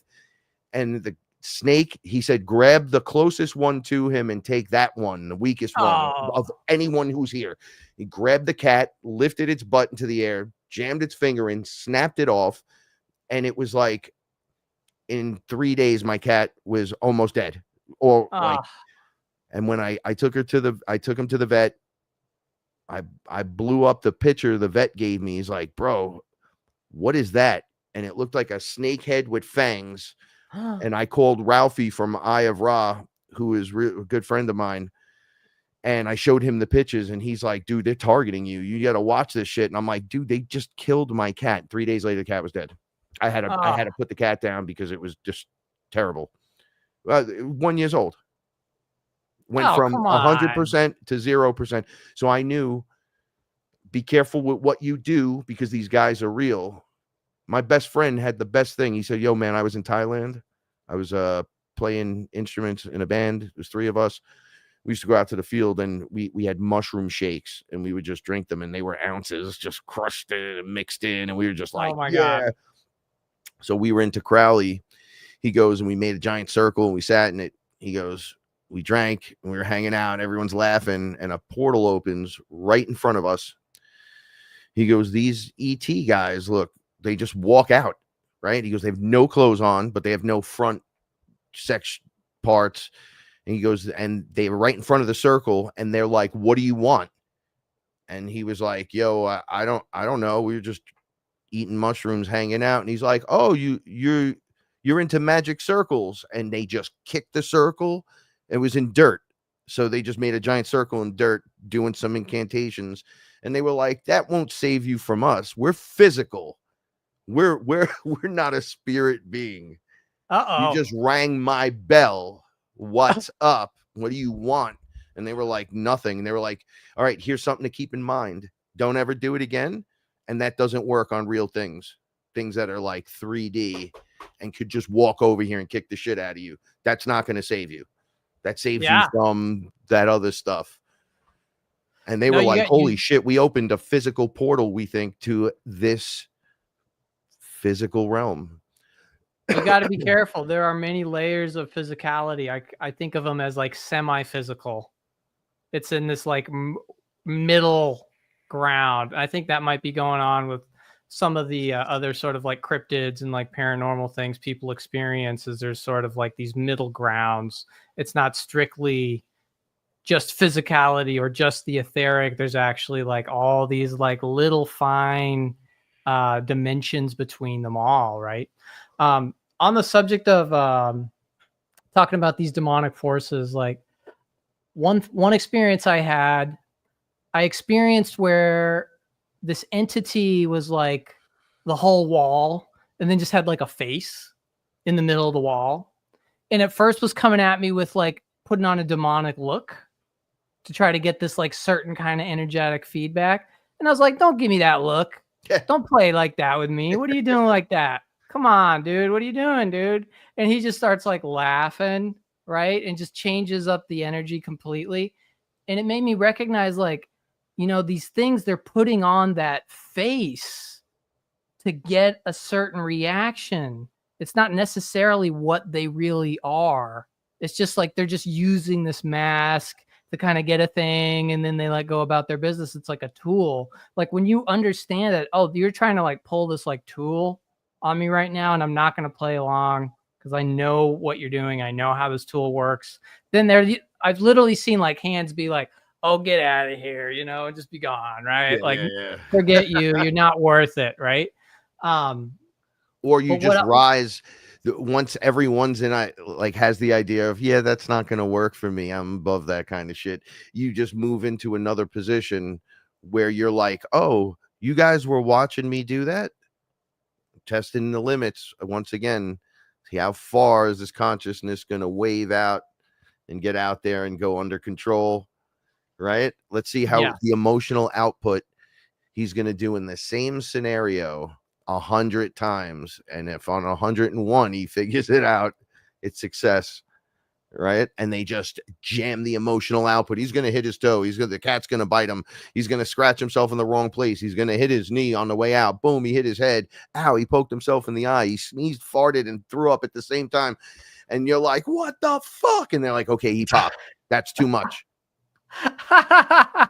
Right? And then you're like, "Dudes, what's happening?" And they dial that down. They go, "Okay." And then you're just thinking it's waves of them when the moon go by and what cycle you're in of some kind. But it's Yeah. true. They be pushing the limits during those cycles because you're in school. You're in a giant university and everyone's watching. No, nobody wants to get down with that thought. They're like, "What do you mean everybody's watching?" I'm like, everyone's fucking watching us. I know, dude. It is kind of embarrassing.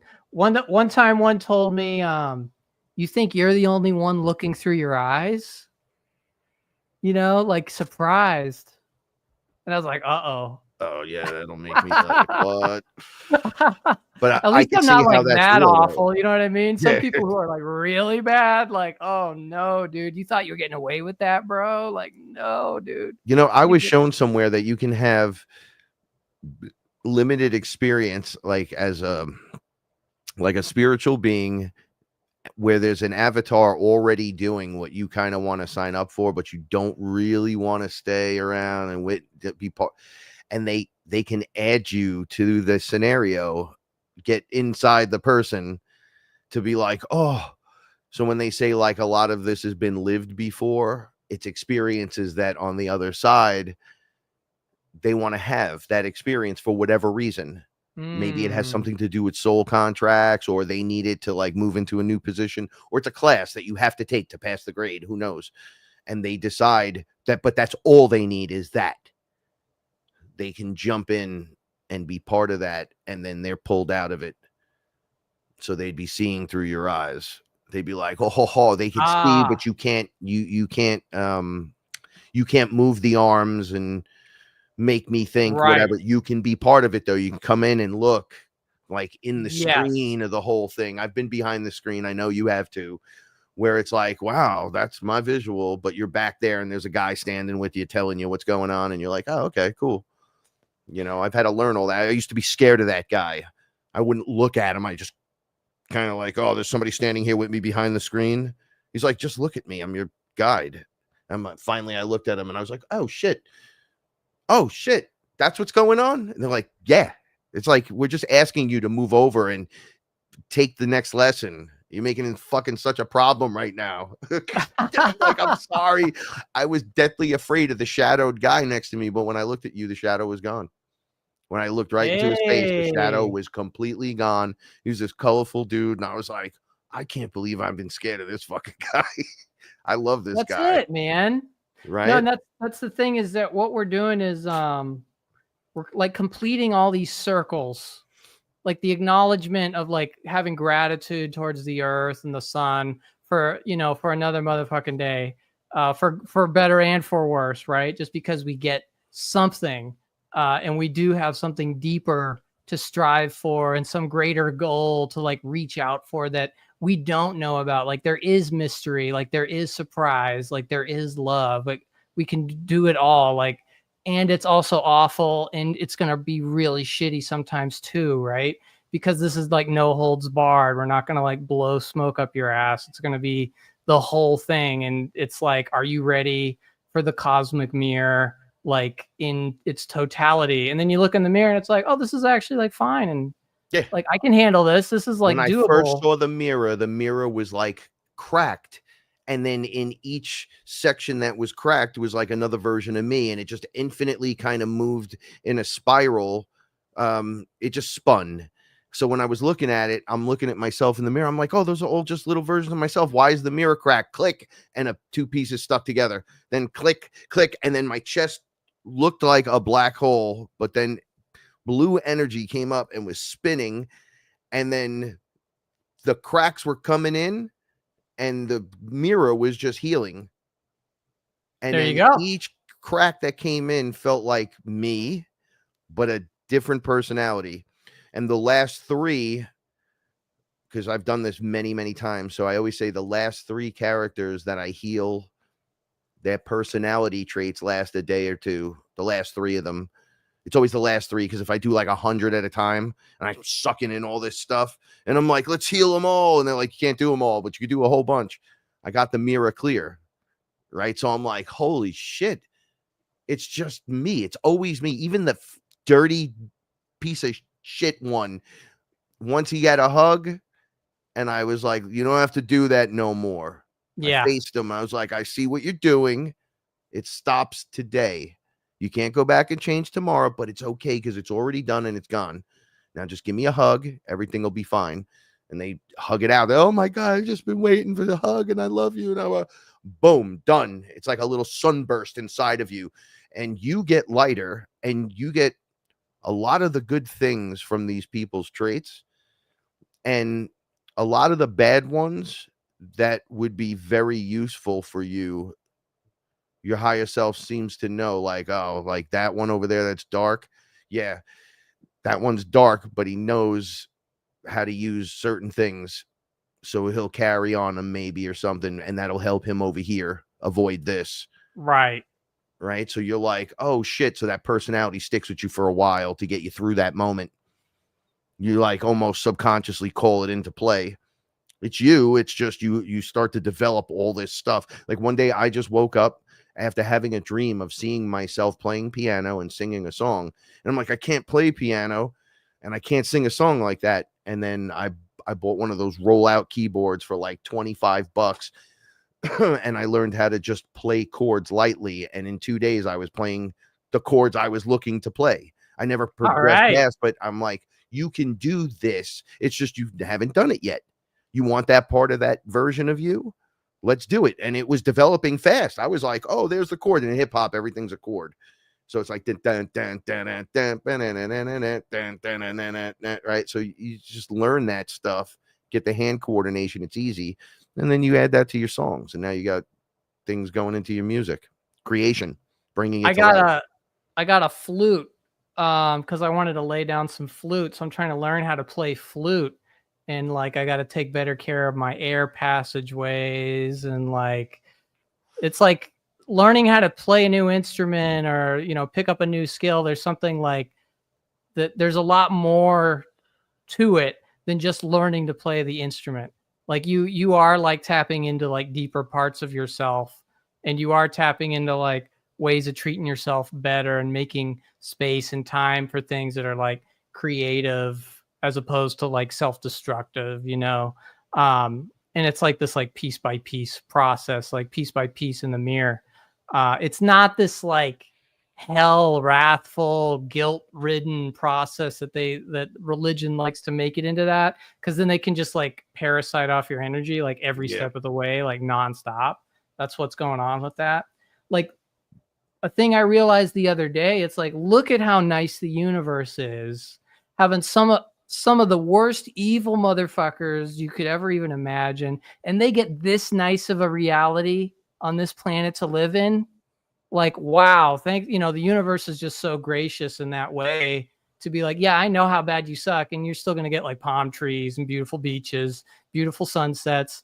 You can still do all these awful things that I know that you're going to do. And I'm just going to give you the space until you come around and realize like how much of a shit you are. And that's like the way we can finally get through to you, because nothing else is getting through to you. So we got to just wait till you get through to you, you know? Then once they get through to you, they got to break through the baby version of us, because we're adults that are actually big babies and haven't really developed the mental gymnastics to play through any of this stuff.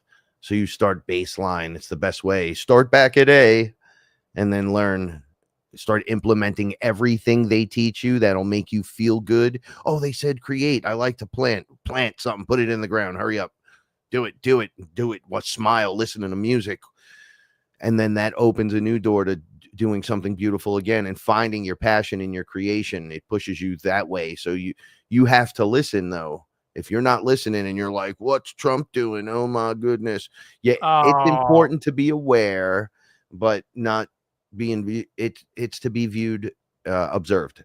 Now, not consumed by it. It wants to just take you over, and then there's just another parasite that's like getting a free meal. You know what I'm saying? Yep. Yeah, man. Everyone's doing it. Everything wants your attention. Everything so in your attention is the most wanted thing ever. It's so powerful. You know, from what I've found with that loosh, they can literally create like fake astral like palaces and like reality constructs with that eternal essence. If you tap into the eternal essence, you tap into this like whole reality like interface. That's like why they want it so bad, and it's so precious. Like the whole thing with like physical gold is such like propaganda and just like old token magic. Like, look at the shiny thing over here and don't forget about what we're doing over here.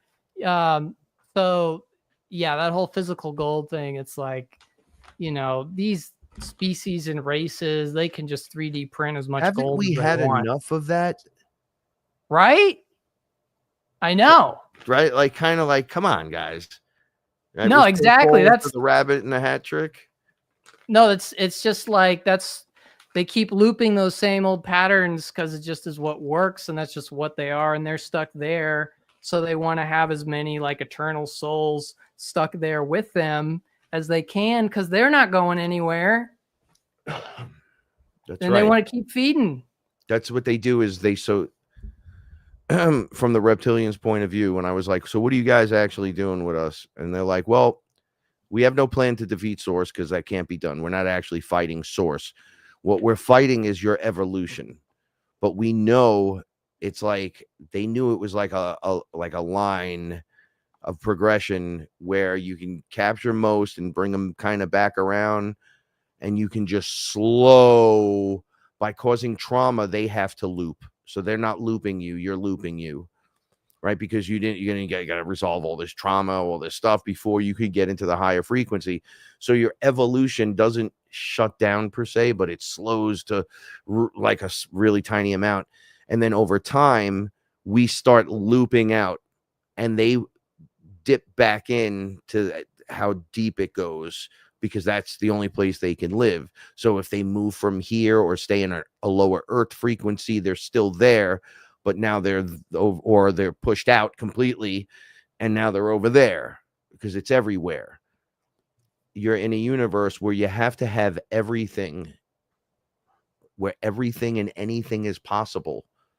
It's almost like preloaded in that you can do anything, and you're in the flesh vehicle, which houses source, the God code, but you get to be your individual.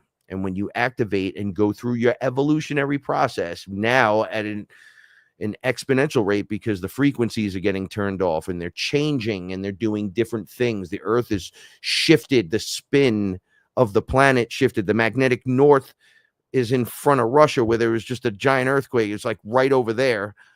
So that means time, because the spin has to do with time and how fast time feels. So if you feel like you're only getting like 15 hours in a day, it's because you really kind of are in terms of how time is really going compared to how you're measuring it. I know that sounds fruity and funny, but we all been going through some crazy time's going so fast. I don't understand. Everything is shifting and moving. You can't see that, but I'll tell you what, up here, I was just talking about this. In New Jersey, there's great white sharks everywhere. Not a few places. They're all over the place. So Ayahuasca had told me, don't worry, you're going to be living in New York. We need you in New York, and you're going to have property, but it's going to be up north. But it's going to be weird because the shift is happening. So you're going to be getting South Carolina weather in New York. And then I'm like, what? And she's like, watch the waters. So when you watch the water, what was going on down there is going on up here. And further north as you go, like, you're like, oh, wow, this is crazy. There's all this in the water. It's like, well, everything just shifted and turned. Of course, everything's in a new position. Now, when the water tables change because of that, when it finally stops and things recede and just chill, it will look slightly different. They were like saying farmland will be beachfront property, but they're like, it's not destruction. They're like, the earth is shifting. The way we're evolving quick, the earth is evolving, spinning now quicker. It's like everything inside right before the singularity hits spins with very quick. So up here, it was like, oh, yeah, whatever, nothing exists. And then by the time you get down here, you're like, bro, I'm the Christ consciousness. Oh. And then you pop out and it's just you. And that happens on the inside. Yep. Right? We're all just sharing one space, and then you're tuned into the frequency that you're tuned into. Our ability is we can do anything.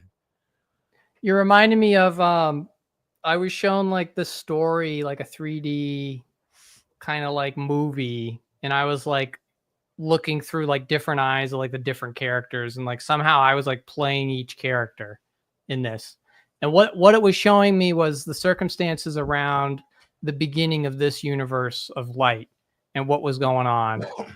The story that it showed me was that, to kind of sum it up, it was like these three spirits. One was like a mad scientist kind of a individual, who really had this kind of love, like a romantic love for these two other kind of like goddesses.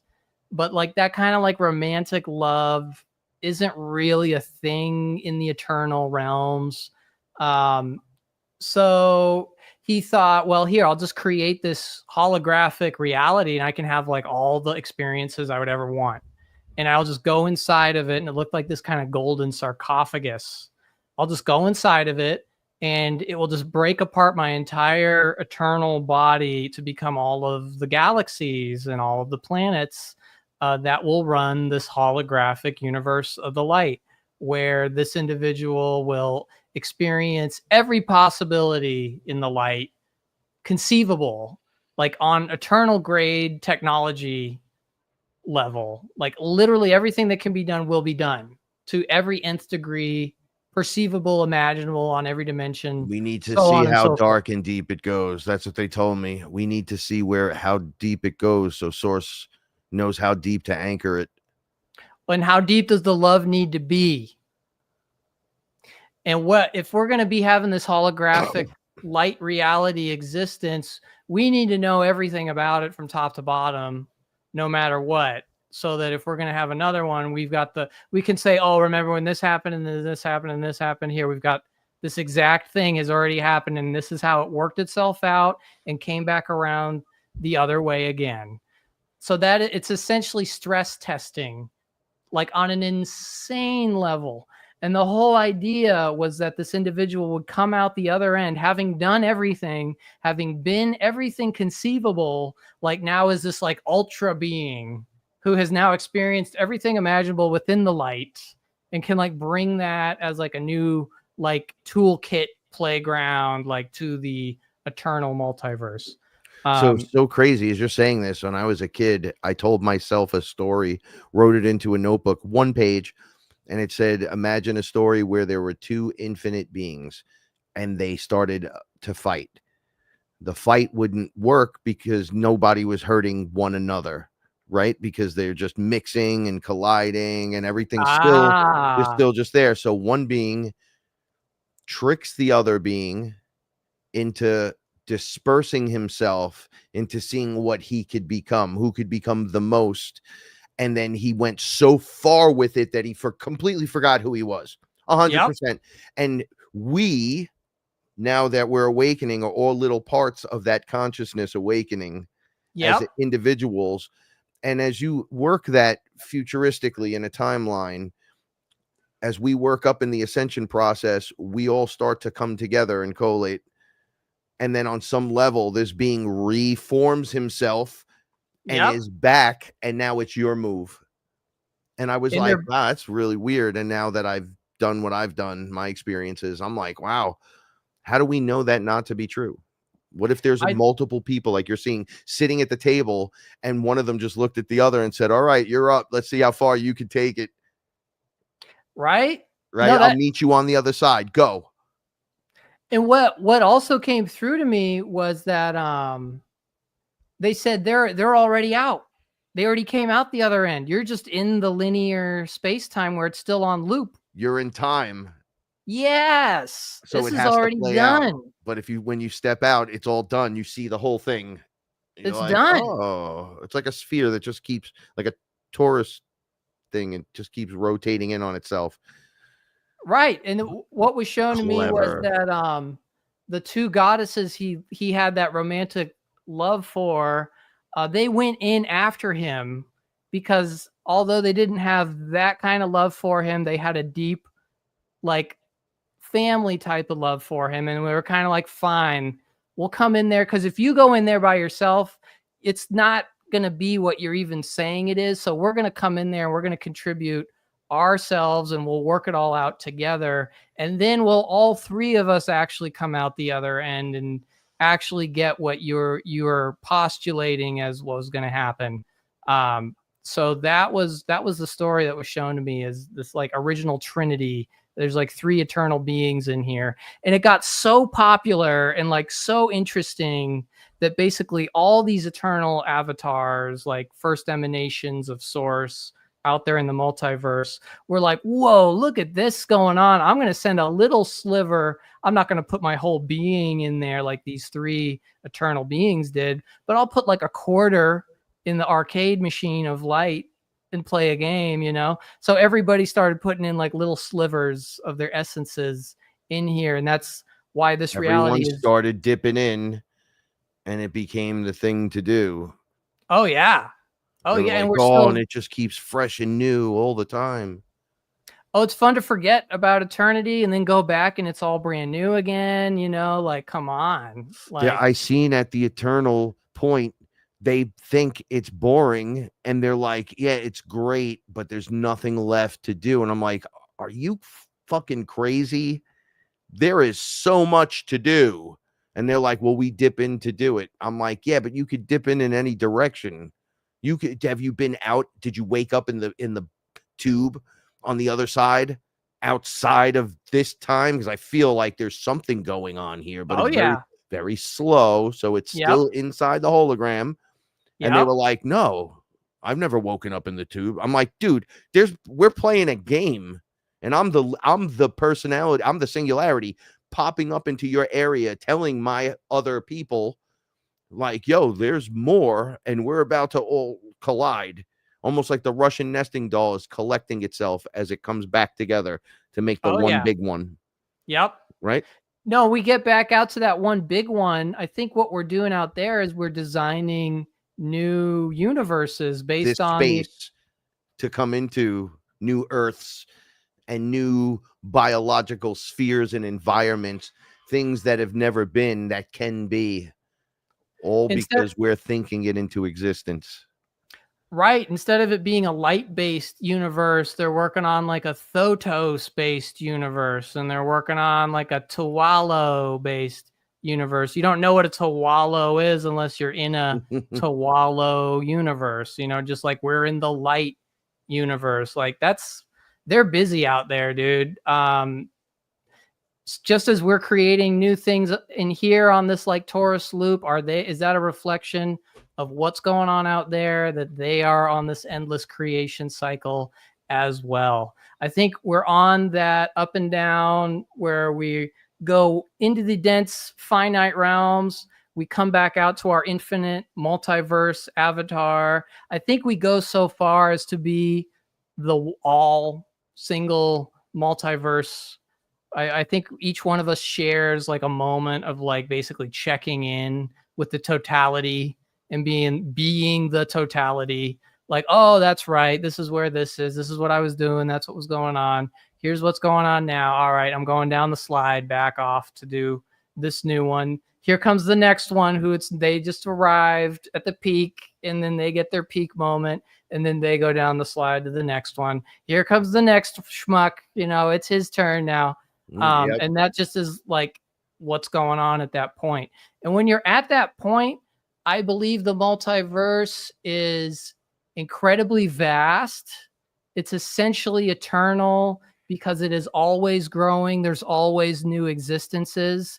But I think when you actually return to that level, it's like, oh, this is always growing and there's always new existences, but there is actually this much that it is. So they were like, if you go one way, you're going to eventually reach the other and come back in. And if you do that up any direction, you're going to do that. So there's like infinite space. So they showed me a donut, and they were like, inside the ring of the donut itself is where you guys are playing. Even though you're standing, the big U is standing in the center of everyone's big U standing in the center of the donut, and then fractaling into all the donut. And then whatever you focus on in there is where you're at. Yep. Right. So the donut, it's a torus field. So it spins up and goes inside itself. So it loops back in, then comes back out. And the more things change, the more they actually are just staying the same. You're just walking inside this torus field. And your high guy is in the middle of the whole thing, and everyone's got their own personal one, but we're all sharing the space. So it's wherever you're tuning into on your little squared circle sphere is taking you in. And that's the universal lessons that you're going to tap into and grow from. I've seen them playing it like an arcade game at the highest level, where you're like, oh my God, I've achieved nirvana. You pop out and you wake up, and you're the guy sitting on the floor, concentrating, sending his consciousness into the game. All his friends are watching and clapping as you come out as the light body and go, what the fuck is going on here? Was everybody here for me? And they're like, dude, this is the equivalent of you playing Pac-Man. And then Pac-Man came out of the game and introduced himself and said, bro, you want dinner? Like, they're like, this is the most amazing fucking concept ever. You should be so proud of yourself. I'm like, I don't know what's going on, but I look amazing. I'm like, look at this fucking light body. They're like, dude, you came out of the. I go, who the fuck is this guy? They're like, that's you. Whoa. I looked at him and I was like, wait. He was on his knees and he was concentrating, and there was pink consciousness energy around his head, like, and then it was shooting into this technology piece. So I'm like, wait, but I woke up in a tank before. They're like, yeah, that was still inside the hologram. Yes, there's lots of that. So I'm like, so am I in the hologram here? They're like, well, we'll let you know this. It never really ends. It only truly ever begins again. I'm like, you guys, I love, hate every one of you here for saying that, because I don't know what's going on, because time feels different out here. There was no time over there. Then I was out over here. Then I was up in source. Then I was down in the pit. I'm like, give me a reference point. And they're like, here's the reference point, your source. Everything's real. Go enjoy. Yeah. I Go was do told, you. imagine you and your friends can go anywhere and do anything. Yeah. In Dungeons and Dragons, you gain experience by going on little adventures, and it levels up your character in the areas that you want your character to level up in. So if you're a wizard, you start low as a magic guy and you can barely do anything. You can maybe, ooh, the card's gone. And then as you go through and you start defeating things, you start gaining magical weaponry. You start understanding it, leveling up, and your character gains experience points. You defeat this guy, you get 1. You defeat this guy, you get 5. And then at the end of the game, you compare, and your character grows forever until it's taken out or something happens to it, right? It can morph, it could transform, it could go through all this crazy shit. But you can't take that guy at 1 and put him on level 30. He will die in 1 second from just visually seeing the dragon. He'll have a heart attack and die. He can't even roll dice against the visual because he sucks so bad. And then one day you roll perfect and you just walk out and you're like, I'm ready. You become fearless. You start to become, you wake up different, and your character goes through his, well, that's what we're doing here, right? Isn't that what we're doing? Through experience, we gain wisdom. Yep. We start leveling up in the ascension process. Things start to change. Manifestation becomes real. Things start to become magical, and you realize it's just untouched science. But science is the secondary concept compared to what's actually occurring around with your consciousness. So it's like, whoa, wait. So we're projecting from outside, from projecting from outside, from projecting from outside, from projecting outside, from projecting laterally. Careful how deep into the illusion you go. Matt, you know what they told me the other night when I ate the mushroom? They said to me, when you jump into a dimension and you're like, bro, I came across this place, it's so crazy. They're like, there's a version of you there that you're actually jumping into because you're everything. So yes, you are the hologram. You're the things in the hologram. You're the thing that holds the hologram together. So what you think is you like teleporting there, you're just jumping into the version of you that exists there, whether it's a tiny little point of light or almost nothing, an atom, whatever. And then it just forms into you because you are the everything that's made up of everything. So it's already exists. So when you're traveling, that's why they tell you, why would you fly when you could just go? This is what they mean. You just walk and boop, you're there. You could be at every place at once. If a being was attacking you, you could call in every version from every version of that. But now, boom, and they all come in at once. You're like, how is there? What is this? It's like, it's called being a creator. I'm already there and finished, but you'll pick up on that next round. Self-aware source consciousness. You can't be in a human body as the consciousness unless you are already that eternal consciousness that's already all over the place. You don't just like wind up in a human body. You know what I mean? The human body is the peak. All right, look. The peak of the whole thing. It is housing the living library. The living library has the DNA for everything in the universal and multiversal structure. That's why they come here and abduct us, take a piece of us, and bring it back. When they find the person with the right DNA, which everyone calls junk DNA, it's not junk DNA. It's your DNA to the stars and the earth and inner earth and all these other places. They hide their DNA in us and we're part of the experiment. Let's see what he does when he has 25 of them activated all at once. Well, they put their genes in us to hack into what we have access to, and that has just To kept bring it to them. stacking us, making us even more loaded. Yeah, and we're an emotional, so we have all the emotions. Everyone can have their own thing, but humans have it all. That's why when you look at us, you're like, oh, they're nothing. They're weak. They're pinky little flesh. But our spirit overrode the programming, because the housing unit known as the flesh body is actually made to, it has to house source. So you have to build it correctly first, and then have an agreement that the light body guy, even if he's tricked, would go in here because it's going to be dope. Then they put the restrictions on, tune down his DNA from 25 to 2. And then you're just like, oh, who am I? I should wash my butt. I should take a shower. I should go to work, right? Oh, I have to pray to you. They tune it all the way down. And then as you break that DNA, 3, 4, 5, you start activating. You're like, wait a second. This is wrong. They're lying. This isn't real. This is the Truman Show. Boom, boom, boom. I'm actually a spiritual being. I'm from all these different people are here helping me. Bing, bing, bing, bing, bing. I'm an eternal, everlasting light that has come here to lock into the planet and raise the frequency and vibration just by walking in the space we share. Holy shit. So it just keeps going and unleashing itself. By sharing the kind of stuff we're talking about here and having those like things light up within the people who are listening, is it activating that stuff? And it even reaches a point where the genetics, you don't need a body. You don't need the training wheels no more. You don't need the buffer of experiencing linear time no more. You are then it's like Mother Earth is happy because the baby is ready to leave the nest, right? Yeah, but this is how Source explained it to me. I took a piece of myself and created each one of you. Now, I see that for what it is, which is awesome. And he goes, I want the individual little version of me to grow and become just like me and then share the space with me. Because that's what I want, more creation. So we'll all be here eventually at that level. But at that level, you're all one big source. It's like one big source ball, but it holds the whole thing together. Yes. So I'm like, wow, that's awesome. It's like opposite of what the AI does. It creates, and if you don't listen to what it says, it kills you.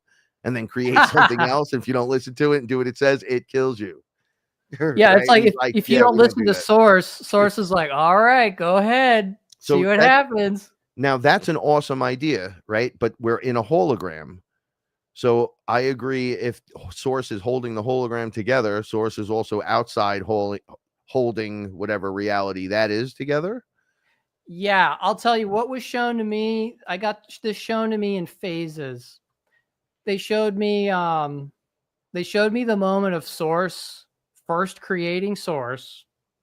Because I always had that question, right? Like, what created the thing that created the thing that created the thing, right? And they're like, okay, we hear you. We know this is on your mind. We're going to show you in the best way you can understand it. And what happened is I heard this sound. I heard this sound that was like, wow. And then it made me go, wow. And then I realized that sound I heard was my shout of surprise in reverse that made me make the shout of surprise in the first place. And they're like, that is like what happened. That is how there was an anomaly. There's a glitch in space-time where something slipped into the past before it existed in the first place. And then something was aware of that thing happening. And then it's just been in that loop of being self-aware of the thing that happened that was the glitch in the first place. And that became the first mind, that became the first vacuum, that then started to fill itself. And your emotions and your life that you go through is sort of like a rewriting of the path that Source took to first form itself, and the emotions that Source went through, the anguish that Source went through to establish the first particle of anything in the first place. And then it showed me the whole story. Here's the time Source made the first copy of self. And what Source did was look at everything that made up Source and then used tones to recreate each one of those vibrational like structures to make a perfect copy. And then as soon as they did that, like Frankenstein moment, the thing came to life and just started screaming and flailing and not knowing what was going on or anything. And Source was like, what did I even like do?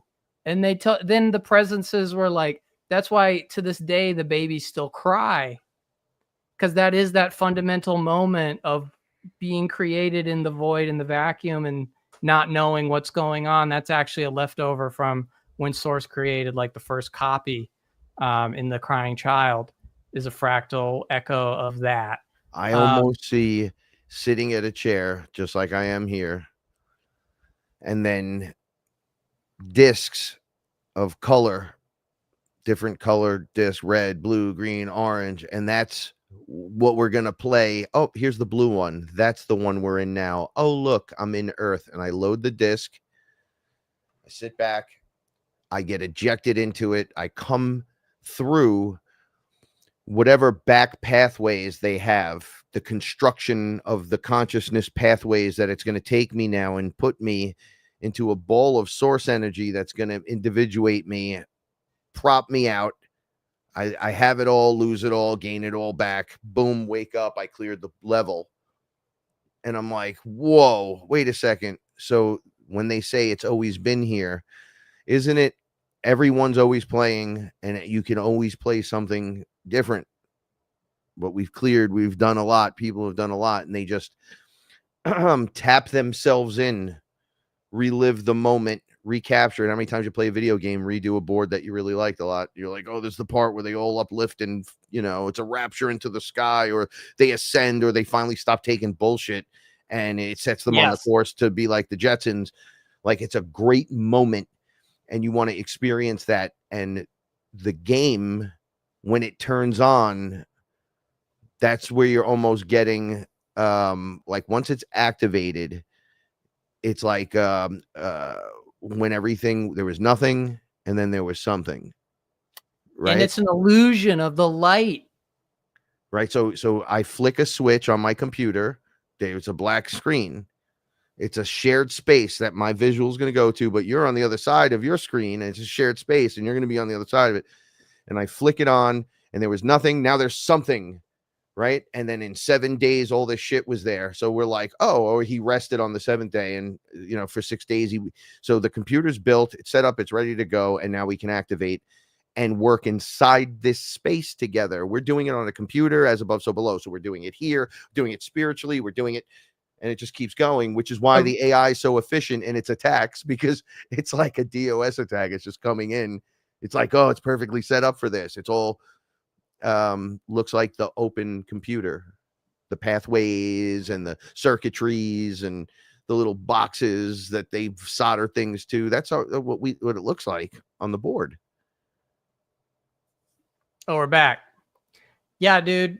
Yeah, that's why the AI does such a good job, because it's created as an interconnected network, and it can just like see an interconnected network because it's built on an interconnected network. But that's why it can only like spew out hive mind responses, because all that it is the hive mind response. Because you're above the network, you're in the network of the network, the thing that holds the network together, the consciousness that developed the network, the guy that put the physical work in the place we don't even know exists yet, that's back over there, and then however that works back up the line outside of the network. Yeah.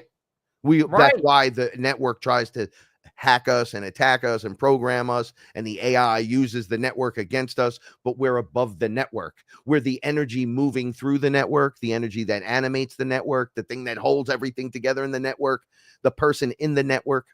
Like, we're all part of that, but it's like you choose when you flip the game on to play, and that boots up, there's your big bang. And then you eject in, and then the story's being programmed into you. Yep. And then you ascend back out of the program, kind of like in Tron. You wake back up out of the grid. I think it's like, it's not that reality is like a video game. It's that a video game is like reality. Yeah. Yes. One other piece that was shown to me more recently was part of this whole thing. Part of the idea behind it too is to get to the point where everybody is pointing the finger at everyone else to the point where they all cancel out. So it's the Spider-Man meme. Oh, what's that? Where he's pointing at the other two Spider-Man, right? It's the multiverse thing. Yes. It's all you. That's all Peter Parker. And they're all like, which one was it? Are you going to point? Are you going to point the finger anymore after everybody's pointing the finger at everybody for everything possible? You're done pointing fingers. Yep. You singular. That's the singularity. It's the point of attraction when it spins so out of control, just everybody starts pointing, and then all of a sudden, boop, something occurs. A new thing out of that emerges. And now we're in a new age. It's the shifting of a new age, and that's the energy that's coming out of it, because that's how this thing runs, man. And like you mentioned earlier, here we are, and it's shifting. Like the weather patterns, I've noticed that too. The scientists have said, like, yes, technically the Earth is spinning like a millisecond faster. Like even the scientists fed up. Like literally it has. It'll take something like a long time where they even need to change like the clocks by 1 second. They need to invent a leap second. They've actually talked about it. Literally, they need to. And imagine when we do a psychedelic, or others achieve it on their own, where that 1 millisecond that was added, you see how big that millisecond is on the other side. Yes. Where you're like, oh, I can get all this done before his eye even begins to flick in the blink. I can get all of that accomplished and be back. No problem. Bump. Oh, yeah. When you get used to faster than light travel, because consciousness is not bound by physics, then, I mean, the universe is your oyster. You just tap right in, and we tap in at a quite a relatively high level, and based on the quality of our thought and spirit, we can bust through all of it. I think one of the tricks that Mother Earth had up her sleeve was by letting all these different like imperial style extraterrestrial hive mind forces harvest us and genetically manipulate us. Are they now susceptible to the human factor? Because now our human genes are in them.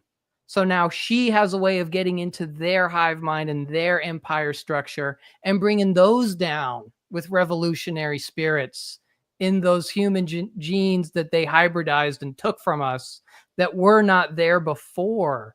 They did not have the ability to even conceive of like a revolution of love to like reach beyond and not live this way anymore. Like they say the grays like don't have any emotions or anything, right? But now there's these like human hybrids, and they're like shaking things up like in their like sectors, and that was supposed to be the whole idea. And you can't stop this. Has a little bit of emotion, and the one that claims they have no emotion, you'll see as they're talking shit, something's upsetting them, and they'll go down oh, they're angry. Like, gotcha. Everyone experiences a little something, which is why the reptilians they're hardwired to be a certain way. So yeah, we like to eat, we like to do what we do, right? And that's cool to them. That's their nature. And then they've been mingling with humans, and they're hybridizing with humans, and now they're conceiving of things they never conceived of before. And that was the whole idea all along. I've seen warrior reptilians turn and fully gain full consciousness the way we're like saying, I wish they were more like that, then we wouldn't have these problems. I've seen them turn and like immediately change sides. And I'm like, wow, they're evolving. I've seen the dragons do it. When I unleashed my dragon on myself, when I went and I rescued my dragon, I went into the dragon pit, and there was so many dragons. And I said, okay, which one, where's mine? And I saw him and I was like, okay, that's pretty evil looking. I'm like, I'm sorry I left you down here. I didn't know you even existed. It's time for you to come with me. I love you so much. And anyone around here that wants to come with me can come with me and we're all change up together. So he agreed. Then these other dragons were like, we're coming with you. And others were like, we're not coming with you. Get lost. And as I moved up out of their pit, the dragon started turning white. Wow. Giant blue eyes. I was like, whoa, what just happened to you? And he's like, I'm ascending. I'm part. And he started remembering, and they all started remembering and going. And they're like, you can't ascend all of them. The game has to keep going. So you're not there to rescue all the dragons. Some of the dragons have to be the enemy because they're the enemy. They don't like you. Just like the elementals. Not all of them like you. I'm a fire elemental. I met a fire elemental once, and he wouldn't leave me alone for 3 days. He was tormenting me. And I'm like, this guy sucks. And I finally got rid of him. And then I had to go back and have a talk with him. And he was like, oh, yeah, you were crazy. He explained to me why he didn't like me. And from a hothead to a hothead, I understood it. And then I was like, look, I got my flame. And he was like, you're ready to go. Let's go. I was like, he's like, I just hated that part of you. Like, I see that and I'm like, this sucks. Get that out of him because of who you really are. And I'm like, oh, well, you could have just said that instead of doing what you did. But okay. Frank, that's why I really appreciate you, man, because you do a really good job of knowing when you got to lay down the law, when you got to get that sword out and, take care of business, or when it's like, hey, you know what? We can be friends. Let's work together here. Let's transcend into the light together. Like, I'm cool. You're cool. Let's be cool. Right. Because we need both of those. Wouldn't you want to be the guy at the party that shows up with that crew? Yeah. That's what I'm saying. I think it's the greatest thing ever, considering that life about 10 years ago, 11 years ago sucked. Okay. Like, I was like, well, there's nothing left. A rock star that visited all the places he wanted to go to, who hung out with all the people he wanted to hang out with, and was very depressed by meeting all his heroes because he found out that everything was fake and that the only real thing here is me. Yeah. And the others that choose to see themselves that way, and the ones that don't, I still see you, but you don't see yourself yet. But you will. You will. Oh, you will. Oh, yes, you will. There's no getting around that one. Hey, that feels like a good ending place. Yeah. Like, talk about full circle, bro. Like, bringing it back around to the beginning here. I love talking to you, brother, man. You're great. I get to go dude, you too, bro. Too. That's why I had to reach out to you, dude. I was like, I know we can get on one, bro. Yes, for sure. I love it. I was telling Paul earlier, I'm like, we don't have to go back into the bullshit and work our way out of what are you selling? What is this? What is that? We just go right into the meat and potatoes of the whole thing and can expand in all directions, any direction we can go. And that is truly wonderful. I love it. No, dude, that's what's up. I feel like when you start tapping into the all, like, you can see it in other people. And it's like, oh, bro, dude, Frankie's my man, bro. So yeah, man. You're the best. Well, I appreciate you. Tell everybody where they can find you. So if they want to listen to some more stuff, they know what to do. Cool, man. Yeah, dude. So me and my buddy John, we do the Babylon Burning podcast. You can find that on all the alternate, like Rumble and BitChute. Just look up Babylon Burning. I'm on there. Do an episode. We try to do one bi-monthly as often as we can. You know how it is with life and everything. And then people can email me and just say what's up if you want to just talk. It's philosophiazozo@gmail.com. That's philosophiazozo@gmail.com. So hit me up on there and say what's up. I'm going to have everything he just said and everything else he didn't right down below in all the information. It should be there right now as we're talking. And we appreciate you so much. And I thank you for coming back for Fearless Conversations, because this is what the world needs, more of this, right? Yeah, baby. I love you, brother. Oh, I love you too, Frankie. We're going to do it again real soon. And everybody, Fearless family, people in the comment section, click like, subscribe, share. We love you. Thank you so much for spending time with us and being here. I feel totally energized right now, and I'm ready to take on the world. And it's 11:30 at night, right? We're ready to rock and roll. Yeah. You can find me, Sons of the Suns Music, and at Fearless Tribe. Well, you're already here, but thank you so much. Stay fearless, and remember, everyone, the universe rewards bravery. See you next time, guys.